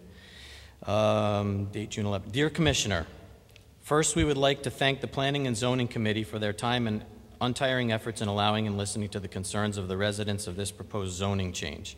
We are new homeowners of the Lexington Green community after living in Stamford for over 40 years. Some of the reasons that we decided to move to Milford was because of the congested traffic, crime, and pollution in Stamford. We knew the area because we have family members that also moved to Milford for the same reasons. We thought that we would be paying less taxes, but to live in this area, we found that we are paying over $1,000 more in property taxes, plus we are paying over $1,000 in common charges to plow our streets and have private trash pickup. We realize that this is one of the most prestigious areas in Milford, and we work hard to be able to remain in this area and sacrifice to pay for it. As in all communities, we too have noise, dangerous traffic issues, and drainage problems. Most people on our street and community have already installed sump pumps in their basements. We already have to deal with the train whistle on a daily basis and even in the middle of the night, and the Sikorsky helicopters hovering over our rooftops. But we can handle this. It's the thought of adding more traffic to our already dangerous surrounding streets, especially on Wheelers Farms Road and East Rutland Road, where school buses pick up the children and where people can't even attempt to walk on these streets or to get their mail. If this zoning change is approved for this massive project to be developed, we will all be witnessing a disaster waiting to happen. Other questions and concerns. Will this proposed change in zoning impact fire, police, EMS, insurance ratings, and costs? Will new fire protection needs increase property taxes, decrease home values? Will zoning variances yield more noise pollution? Will zoning variances create more hazardous vehicle and traffic compromises? Will additional public transportation create more traffic, safety, and noise problems? Can adequate sound and lighting provision be provided and maintained?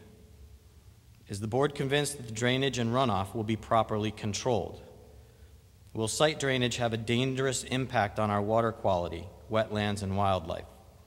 Will public service departments have the need to increase employees at the cost to taxpayers?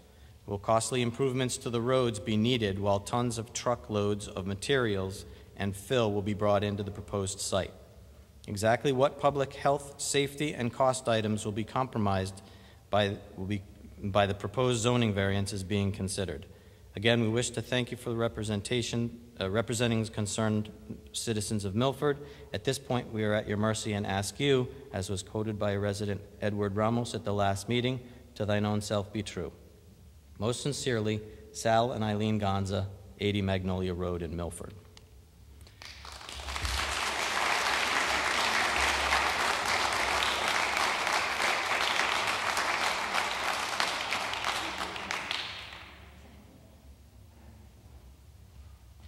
I didn't know what the contents were going to be, but I wanted us to hear it all. Quick question. Their numbers are suggesting that only 10% of the bedrooms in this community will be occupied by a child. Does that sound right? 1 in 10. In changing, in the topic earlier in the day, earlier in the evening, about changing Bick Drive to the subway and changing the name, this board talked about looking out for the little guy. We are the little guy, and we want you to do that here, please. We're the little guys. Please decline these zoning changes. Thank you.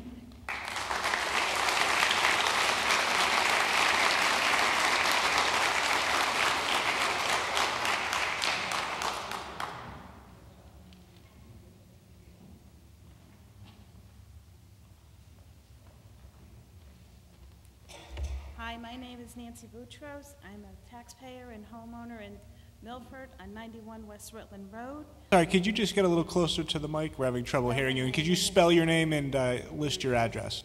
Sure. The last name is Boutros, B-U-T-R-O-S. The first name is Nancy. I reside at 91 West Rutland Road as a taxpayer and a homeowner here in Milford. And I'd like to voice my opinion regarding the traffic, because on a day when normal traffic you have is normal traffic, but when there's an accident on 95 or the Parkway, you do notice the increase of traffic, and it is of concern for me. So I'd like to take that into consideration.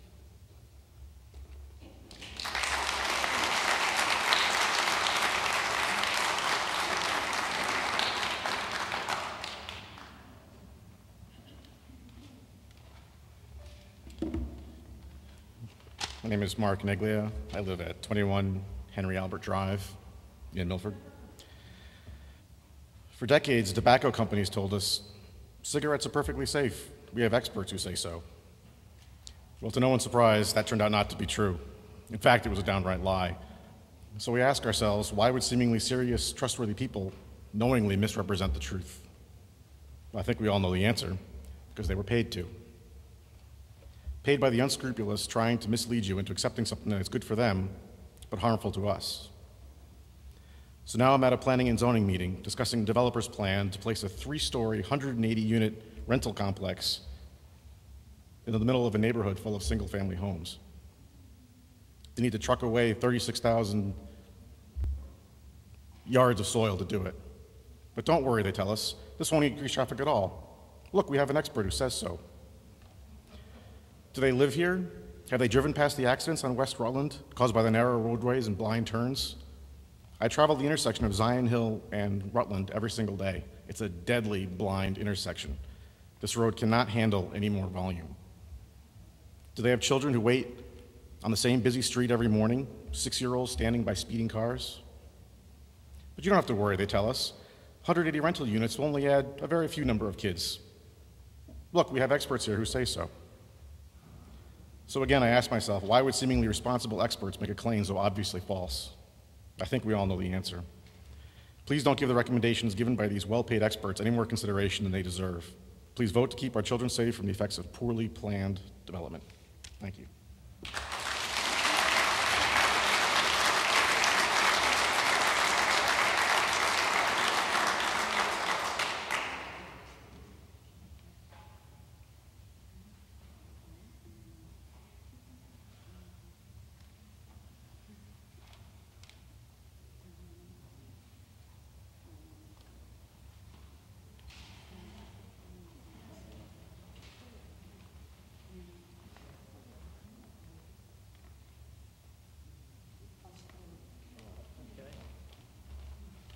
Well, last time I was before you guys, I expressed my concerns, I think, a little eloquently. So let me get started over here. My name is Rocco Frank, and I live at 44 Lexington Way North in Milford, Connecticut.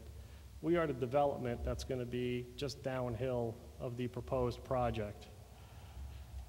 With me here today, I notice we have our state representative and our state senator. And I spoke to them a little bit in detail.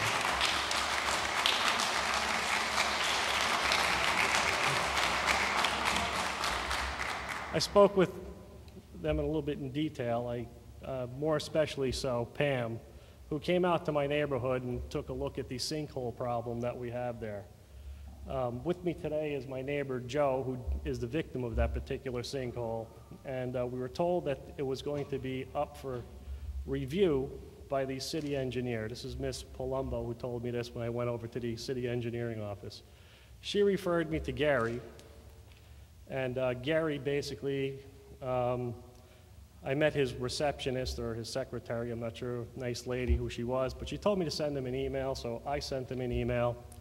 June also sent him an email, and we didn't get the same consideration that we would get, let's say, if we were the developer consulting with their expert. So I'd like to let this board know that the people of Milford don't have a level playing field. They told us to consult the Public Works Department, which has absolutely nothing to do with anything answering our questions or our concerns regarding our sinkhole problem that exists in Lexington Green. Another issue that I guess that came up since the last time I was here was the issue of the police commission. There was a meeting at the police commissioners, and as you all know, Richard Smith, the chairman of the Democratic Party, also heads the police commission.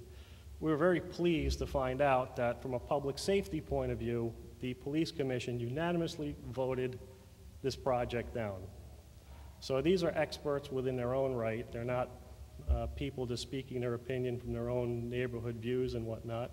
But I thought I would add that just because it backs up a little bit to all of the testimony you heard here tonight from the people in our neighborhood. And I would love nothing more than to see this whole issue go away, because I know it's very difficult for the city of Milford to be sued and have to face these courts with this 830G statute. But the only person that I'm aware of who really can give us relief on this issue is our senator. And I would love to hear her comments. I know that she gave us a one-year moratorium about a year ago by putting something called a RAT on a bill up in Hartford. And you know, I'd love nothing more to hear her why she couldn't do that again. And that's all I have to say, and that's the end of my comments. So thank you very much.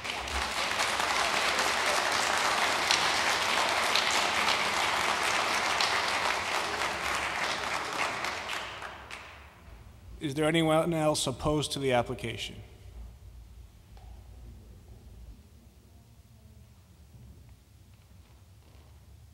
Hi, my name is Pat Kelly, and I live at 329 Wheelers Farms Road, and I am definitely opposed. My driveway is diagonally across from East Rutland Road, and I have a blind view of traffic heading north because of a hill, and I have a blind view of traffic coming down because of the curve at Filanowski's.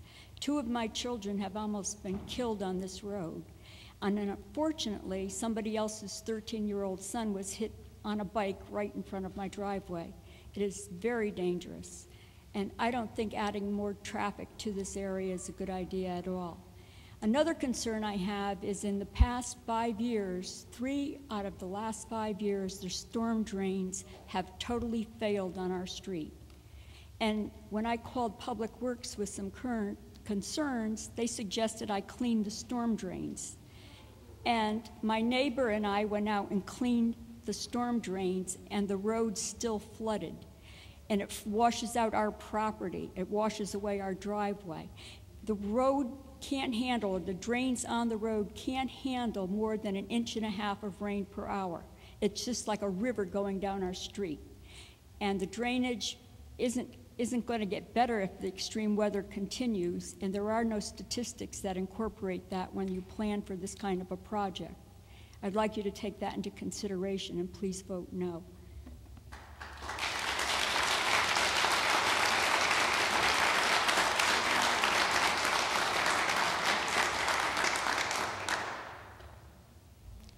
Anyone else opposed to the application?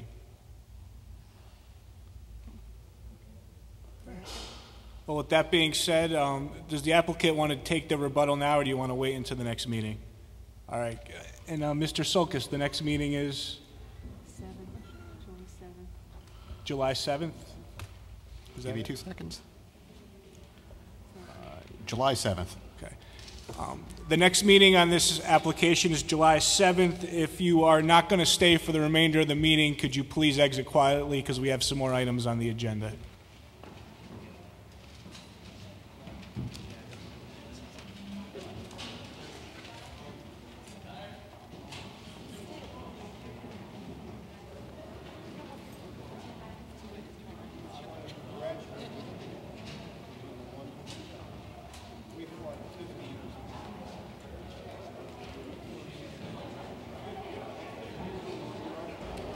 We're going to take a 4-minute break.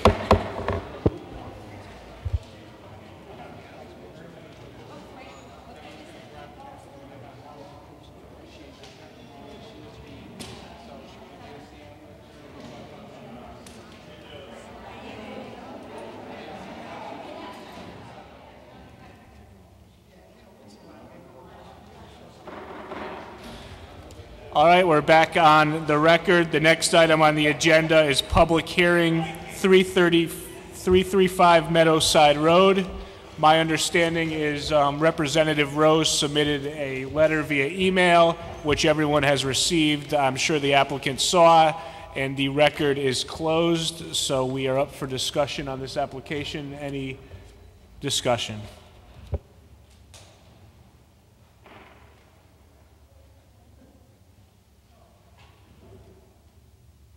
Ms. Serene?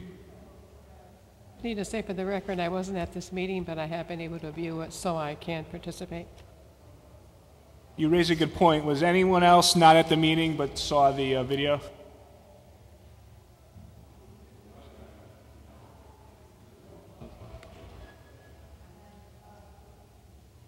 Okay. All right, let's make this easy. If you are not at the last meeting and you saw the CD or the video, could you please state it for the record? Again? Yes. So Mr. Moore and Ms. Servine. Anybody else? Okay, so that's 2. Any discussion on the application?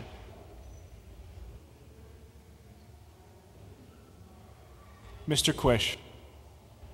Just for the record, we've had a lot of discussion about affordability in the city of Milford, affordable housing, and you know, I believe the board and I believe the citizens of Milford, through their comments, have supported the concept of affordable housing, noting they want their children to be able to live in this town, their parents to be able to live in this town, and just in general to have a broad mix of housing opportunities. So for me personally, if I come out against a particular 830-G application, it really has nothing to do with the affordability component, but it's other issues. This particular site, I just feel the site's unsafe. I feel it's too dense.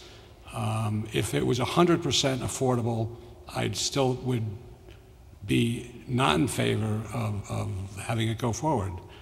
I believe it's unsafe. There's lack of sidewalks, lack of just space in general. The parking is tight. Anyway, I could see that site having maybe half as many units personally, and I'm not in favor of the application. Any additional comments, Mr.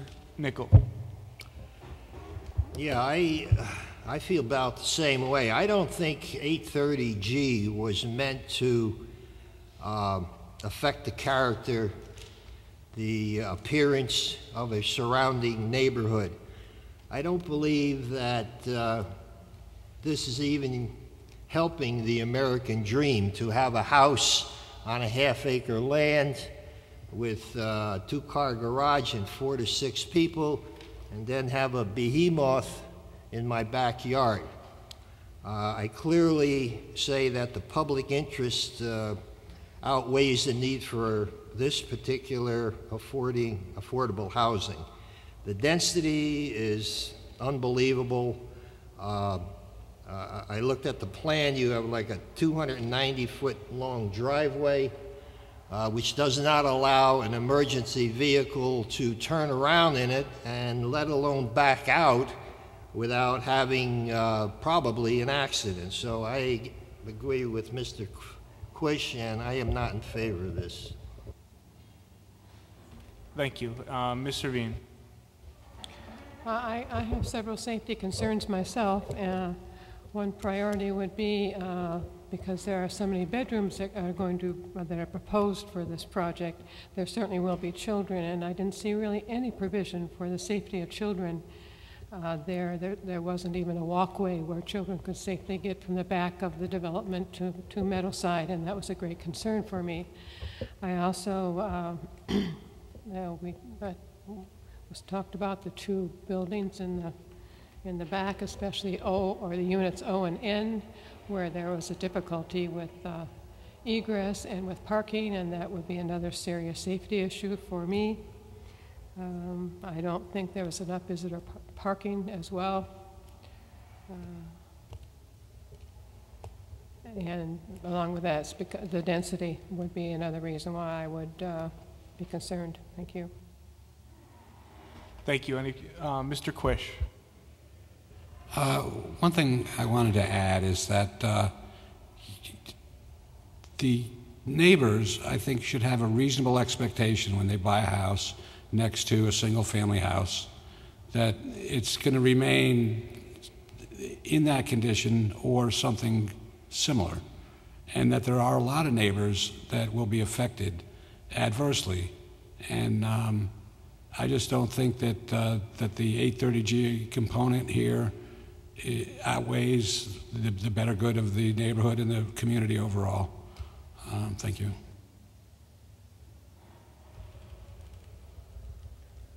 Mr. Dolan. So I'd like to preface this by saying that I'm not a big fan of the proposed development.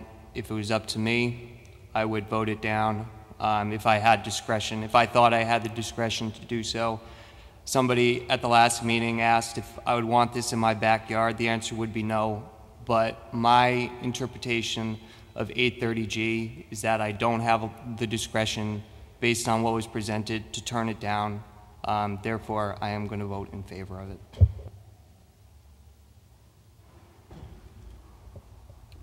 Any further comments? Mr. Mead. Thank you, Mr. Chairman. The only comment that I made at the public meeting was for the apartments O and N for the garages and the parking access to those two apartments. And like Commissioner Dolan, with 8-30G, our hands are kind of tied on how we can deny these types of applications. It has to be health and safety for not the project, but for the whole area. The traffic study was intensive for the developer, and the sight lines are good on that road. I know the neighbors are really concerned about the traffic going to Silver Sands, but I mean, that's a state park, so there's no way that we can really control that type of traffic in that area because it is a state park. If we deny it, it's going to probably be appealed in the court system and be dragged down for months and months, but at this time, I'm undecided on the vote. Thank you. Ms. Servine. I would like to go ahead and make a motion for approval with the following stipulations. Number 1, remove units O and N due to safety concerns regarding configuration of parking and access constraints. And then add 4 visitor parking spaces. With the space that's available, create a green space for an adult and child recreational area, appropriately landscaped with including a minimum of 2 shade trees, and that the number of affordable units remain at 3. The last one would be to create a safe walkway for children to access Meadowside from the rear of the complex to the front. That is my motion. Having a motion, do we have a second? Mr. Dolan seconds the motion. Any discussion? Mr. Quish. I did not get all of that. I couldn't hear every word of that. I'd like to see it in writing or have it said again. I will repeat it. Can you hear me? Okay. The stipulations were remove units O and N due to safety concerns regarding configuration of the parking and the access constraints, and add 4 visitor parking spaces. 3, create a green space for adult and child recreation in the area that will open up a green space appropriately landscaped, including a minimum of 2 shaded trees. Keep the affordable units to 3, and create a safe walkway for children to access Meadowside from the rear of the complex. Excuse me, Mr. Chair? Yes. The complex has 6 affordable units. Oh, forgive me. I will correct that then. I would like it to maintain as it was 6 units. With that correction, we have a motion, we have a second. Any discussion on the motion? Yeah, Dolan, Mr. Dolan. He seconded it. Any discussion on the motion? Seeing none, all in favor of the motion? Everyone? Okay. Yeah, let's name. If you could please, we'll take a roll call from left to right. State your name and whether or not you're vote yea or nay. Anthony Sutton, nay. Mike Dolan, yay. John Grant, for the motion. Ben Gettinger, nay. Jean Servine, for the motion. Edward Mead, for the motion. Carl Moore, for the motion. Tom Nickel against. Tom Panzella, nay. Jim Quish against the motion.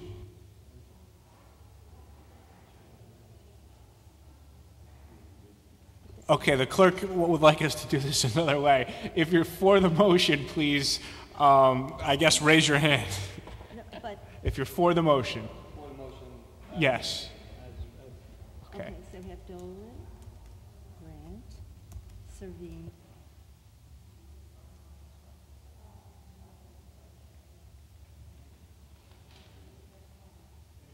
If you're against the motion, raise your hand.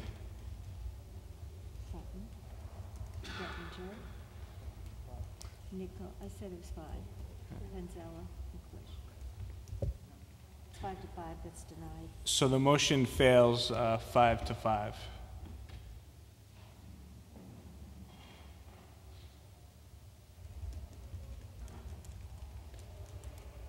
Anyone like to make a new motion? I will move to deny the motion. Deny the application? I misspoke, yes, to deny the application. Having a motion, do we have a second? I'll second it. Having a motion and a second, any discussion on the motion? Yes, Mr. Quish, would you state your reasons, please? Okay, I'll restate my reasons. So for the reasons I've already put into the record, but I think that it is, it's too dense. I do appreciate that you came up with an interesting compromise and valuable insights. I think that it's still, in that configuration, is also too dense, and I don't think that the safety concerns, I mean, it's kind of hard to approve something without seeing revised plans. So if that motion were approved, where would we get a second look at what the development would look like? I feel that that the concerns of the neighborhood, the city at large, are not outweighed by the benefit of the affordable housing component. I believe the site as presented is unsafe, and for those reasons, I move to deny the application. Having a motion and a second by Mr. Nickel, any discussion on the motion? Seeing none, all in favor of the motion? Oh, Mr. Sutton. I'd just like to say that I have concerns about the density of the proposed development, but also have to acknowledge the benefit of the affordable housing statute. My thought relative to the density, it is a great concern, as Mr. Quish said. My hope is that should this motion be denied, or should the application be denied, that somewhere in the appeal process that the city and the developer could work towards something less dense and something more favorable to the citizenry of Milford. Thank you. Any further comments? Mr. Quish. No, I would concur with that. I definitely feel that there's, you know, a right for that the developer has to do something with that property, and in a configuration that makes sense that we can see and look at and discuss. I'm open to that same thought. Any further discussion? Ms. Servine. Not sure how to present this, but I think we all are quite aware of what we're up against with 8-30G, and it's a hard decision to deny or approve either way, because we need to have such substantial reasons, and we know here that the fire and the police department have approved this, and that's quite an obstacle for us, as we on this board know. So it's one of my reasons for putting stipulations on this, because of the constraints we have. I guess that's all I want to express. Any further discussion? Mr. Dolan. Yeah, I have to go with Ms. Servine on this as well. I think we all know what's going to be happening. We're going to be meeting in executive session in a few months, and the deal presented might not be as good then as what Gene is proposing. Also, we have to think of the entire city of Milford as well. What kind of resources are going to be expended on this appeal? Is it actually going to result in anything better? I'm very, very skeptical about that based on the time I've spent on the board. So I would say vote for Gene's proposal right now. It saves the town some money, gets us a better deal, maybe a better deal than we would get at the end of the case, and we can put this to rest right now.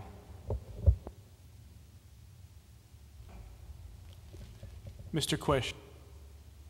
Well, that was already put to a vote, and it didn't succeed, and we have no indication that there would be not be a lawsuit at the end of that. You know, approved not as submitted is essentially a denial unless they agree word for word with the stipulation. So if we get a second bite at the apple through a negotiation in executive session, then we actually see substantive details of what could be a compromise.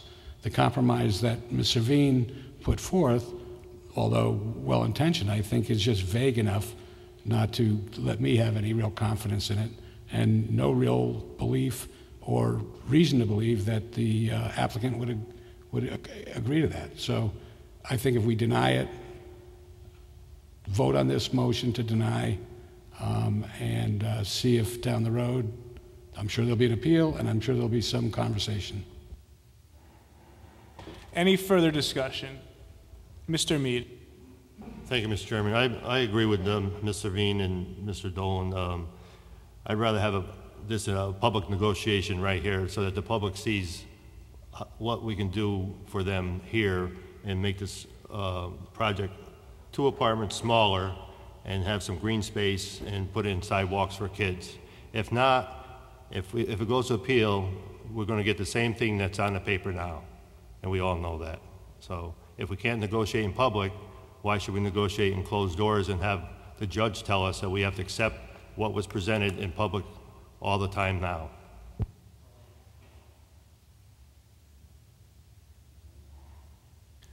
Any further comments? Mr. Dolan. I'd also like to add that I think Mr. Mead, Ms. Servine, and myself are all extremely sympathetic to the people living in this community. If we didn't feel like our hands weren't tied, we wouldn't vote for it. If we thought we had the discretion to do it, we would. I don't think any of us think it fits with the character of the neighborhood.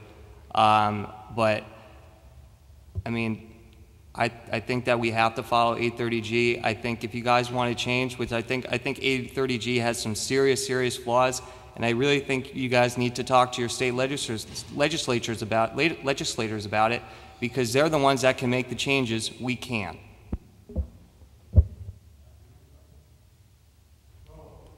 Any further comments from the board? Mr. Grant. I'll just have to agree with Mr. Dolan. Basically, and Gene, at this particular point in time, I think to make the compromise would be much better rather than spending the taxpayers' money on something that we know is not going to happen.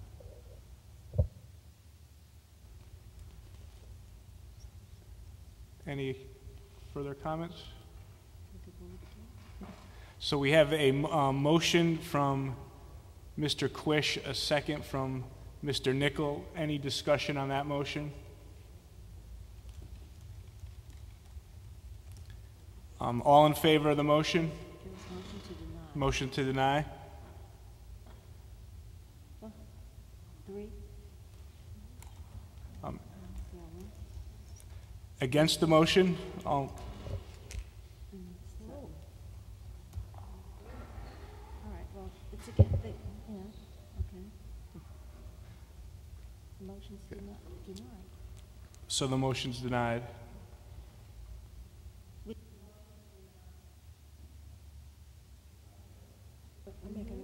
Ms. Servine? If both those motions are denied, I would like to make another motion for approval with certain changes. I would like to remove units P, O, and N. Do P, O, and N. Due to safety concerns regarding the configuration of parking and access constraints. Add then 4 visitor parking spaces. Create a green space for an adult and child recreational area appropriately landscaped, including a minimum of 2 shade trees, and increase the number of affordable units to 7. The last would be to create a safe walkway for children to access Meadowside from rear of the complex. Having a motion, do we have a second? I'll second that. Having a motion and a second, any discussion on the motion?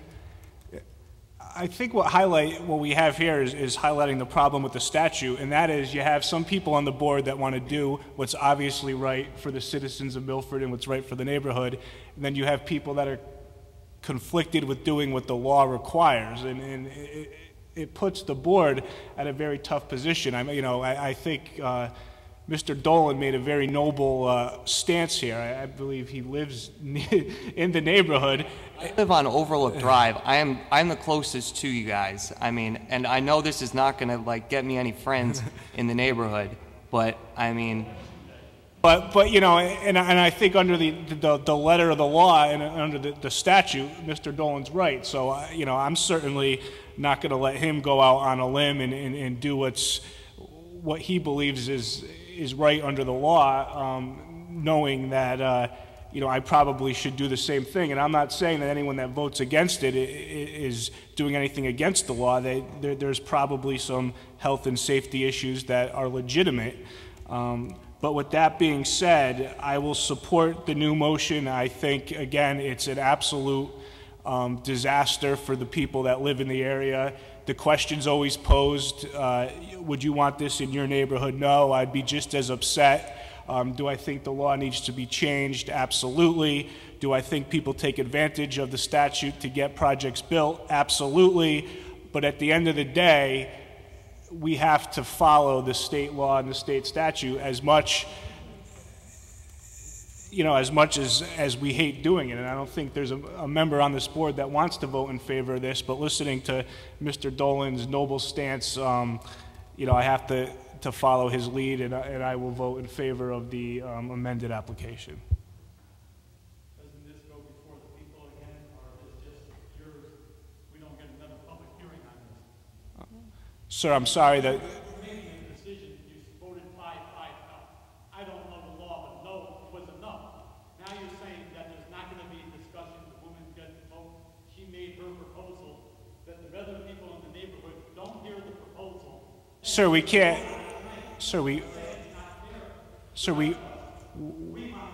we can't, the public hearing's closed, unfortunately, we cannot listen to you. You made the proposal for them on how it should be done. That's not right either. Sir, we appreciate the comments, but the public hearing's closed and the board has to make a vote. So having a motion and a second, any discussion on the motion? Mr. Sutton. My question is, if the 3 units are eliminated based upon the proposed plan, will the remaining units be modified or moved in any manner to create more space within the development?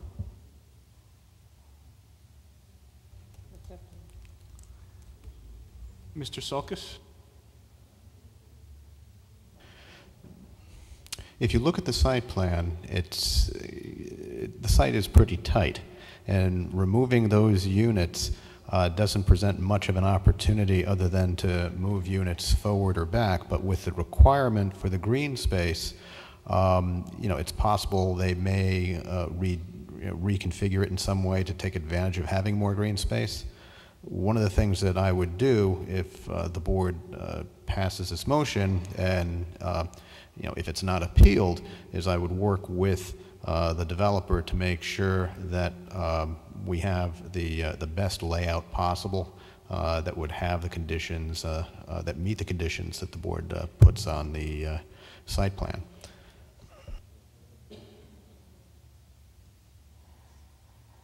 Well, having a motion and a second, any further comments or questions?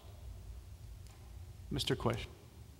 You know, I do want to point out that I do hear the argument that 830G is law, and I do understand that it's an uphill battle, and the courts have predominantly favored developers. So just to let the public know, I was happy if my motion passed to deny, but the reality of the situation is that if in fact we get this passed and the developer acquiesces and there is some further review and oversight into the best possible use of the property, it is probably as good as we're going to get. And I don't know what else to say for those who are disappointed, but the vote failed to deny. So there's only one place to go, is forward. Thank you. And the reality too is do you want 18 in a year, or do you want to try to get 15 now? I mean, that's the reality. So I think not only does this amended motion, sir, you can't, sir, the hearing's closed. And I think at the end of the day that this new motion actually protects the neighbors. Obviously, they're not going to see it that way. They're going to be upset, and we understand that. But it's really, do you want 18 in a year when the appeal happens, or do you want 15?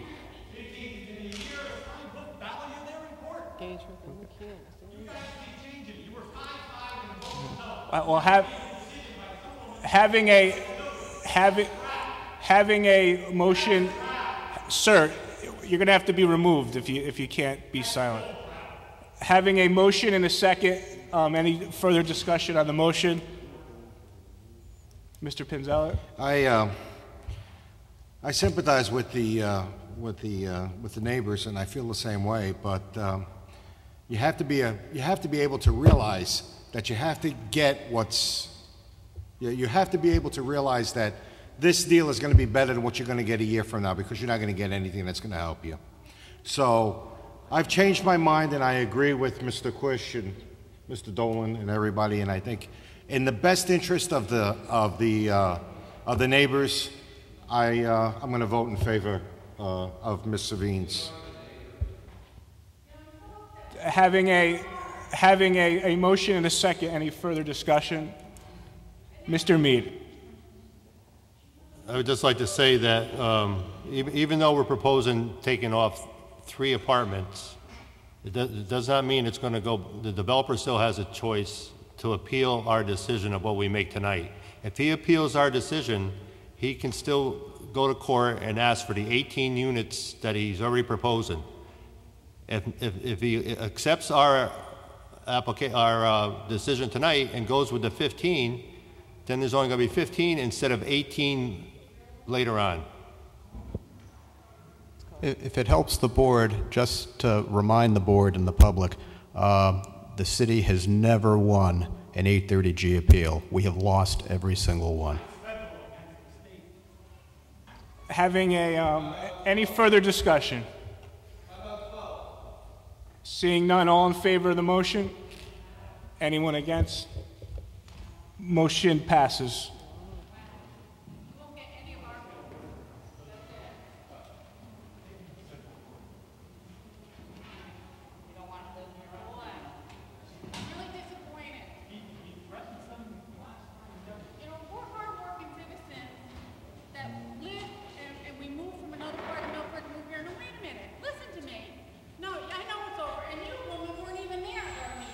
What did she say? What did she say?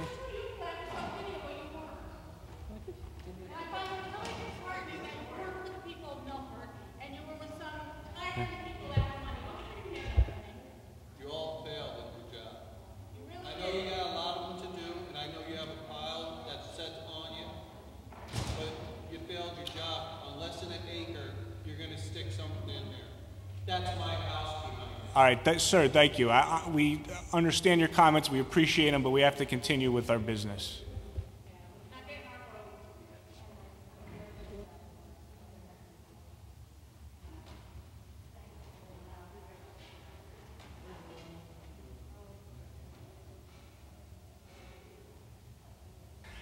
The next item on the agenda is liaison reports. Anything, Mr. Mead? You have 2 items to consider for new business.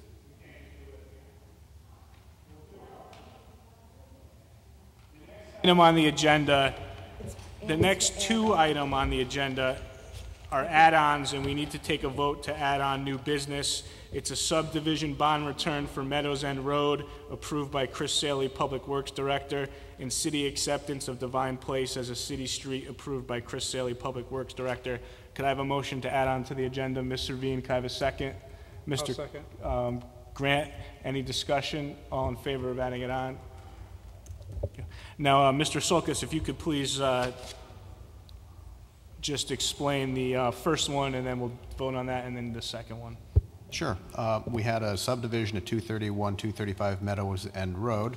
Every time we have a subdivision and they actually pull permits, part of the approval involves posting bond for various items, usually within the public rights of way, curbs, sidewalks, sewers, items of that nature. In this particular case, as we hope all of them end, they have done the work, and because they have done the work, they are asking for their bond to be returned. What typically happens on the initial bond return is that we return 90% of it, and then 10% is withheld basically to make sure that everything stays as it is. There aren't any issues that pop up over the next year. So the current bond amount that would be returned would be $18,900. Thank you. Any questions or comments? Would anyone like to make a motion? Ms. Servine? I will second it. Any discussion on the motion? Seeing none, all in favor? Anyone against? Motion passes. And the next add-on, Mr. Sulkus? The next item is the city acceptance of a Divine Place. When we have a new subdivision, we like saying Divine Place. The name of the developer is Pat Divine, so it's obviously a divine place to live. This particular subdivision had a street component, and very similar situation. Bonds have been posted, a street has been constructed. Once the street has been constructed to the satisfaction of the Director of Public Works, the city then can accept it to be an official street and accept all of the city services that any official street has. So the project has reached that point, and they are asking, and the city Public Works Director has agreed that it can be accepted, and you as the keepers of and creators of subdivisions need to approve that acceptance. Any questions or comments? Seeing none, would anyone like to make a motion? Ms. Servine? I will second. All in favor? Anyone against? Motion passes. The next item on the agenda is liaison reports. Mr. Mead, any report?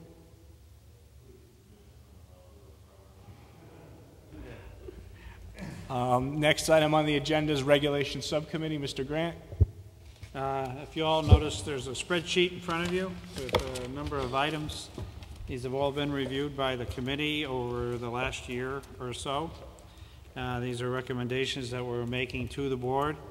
What I'd like for everybody to do is read through each one of them. Anybody has any questions, contact our zoning office and our staff. They can explain them further for you.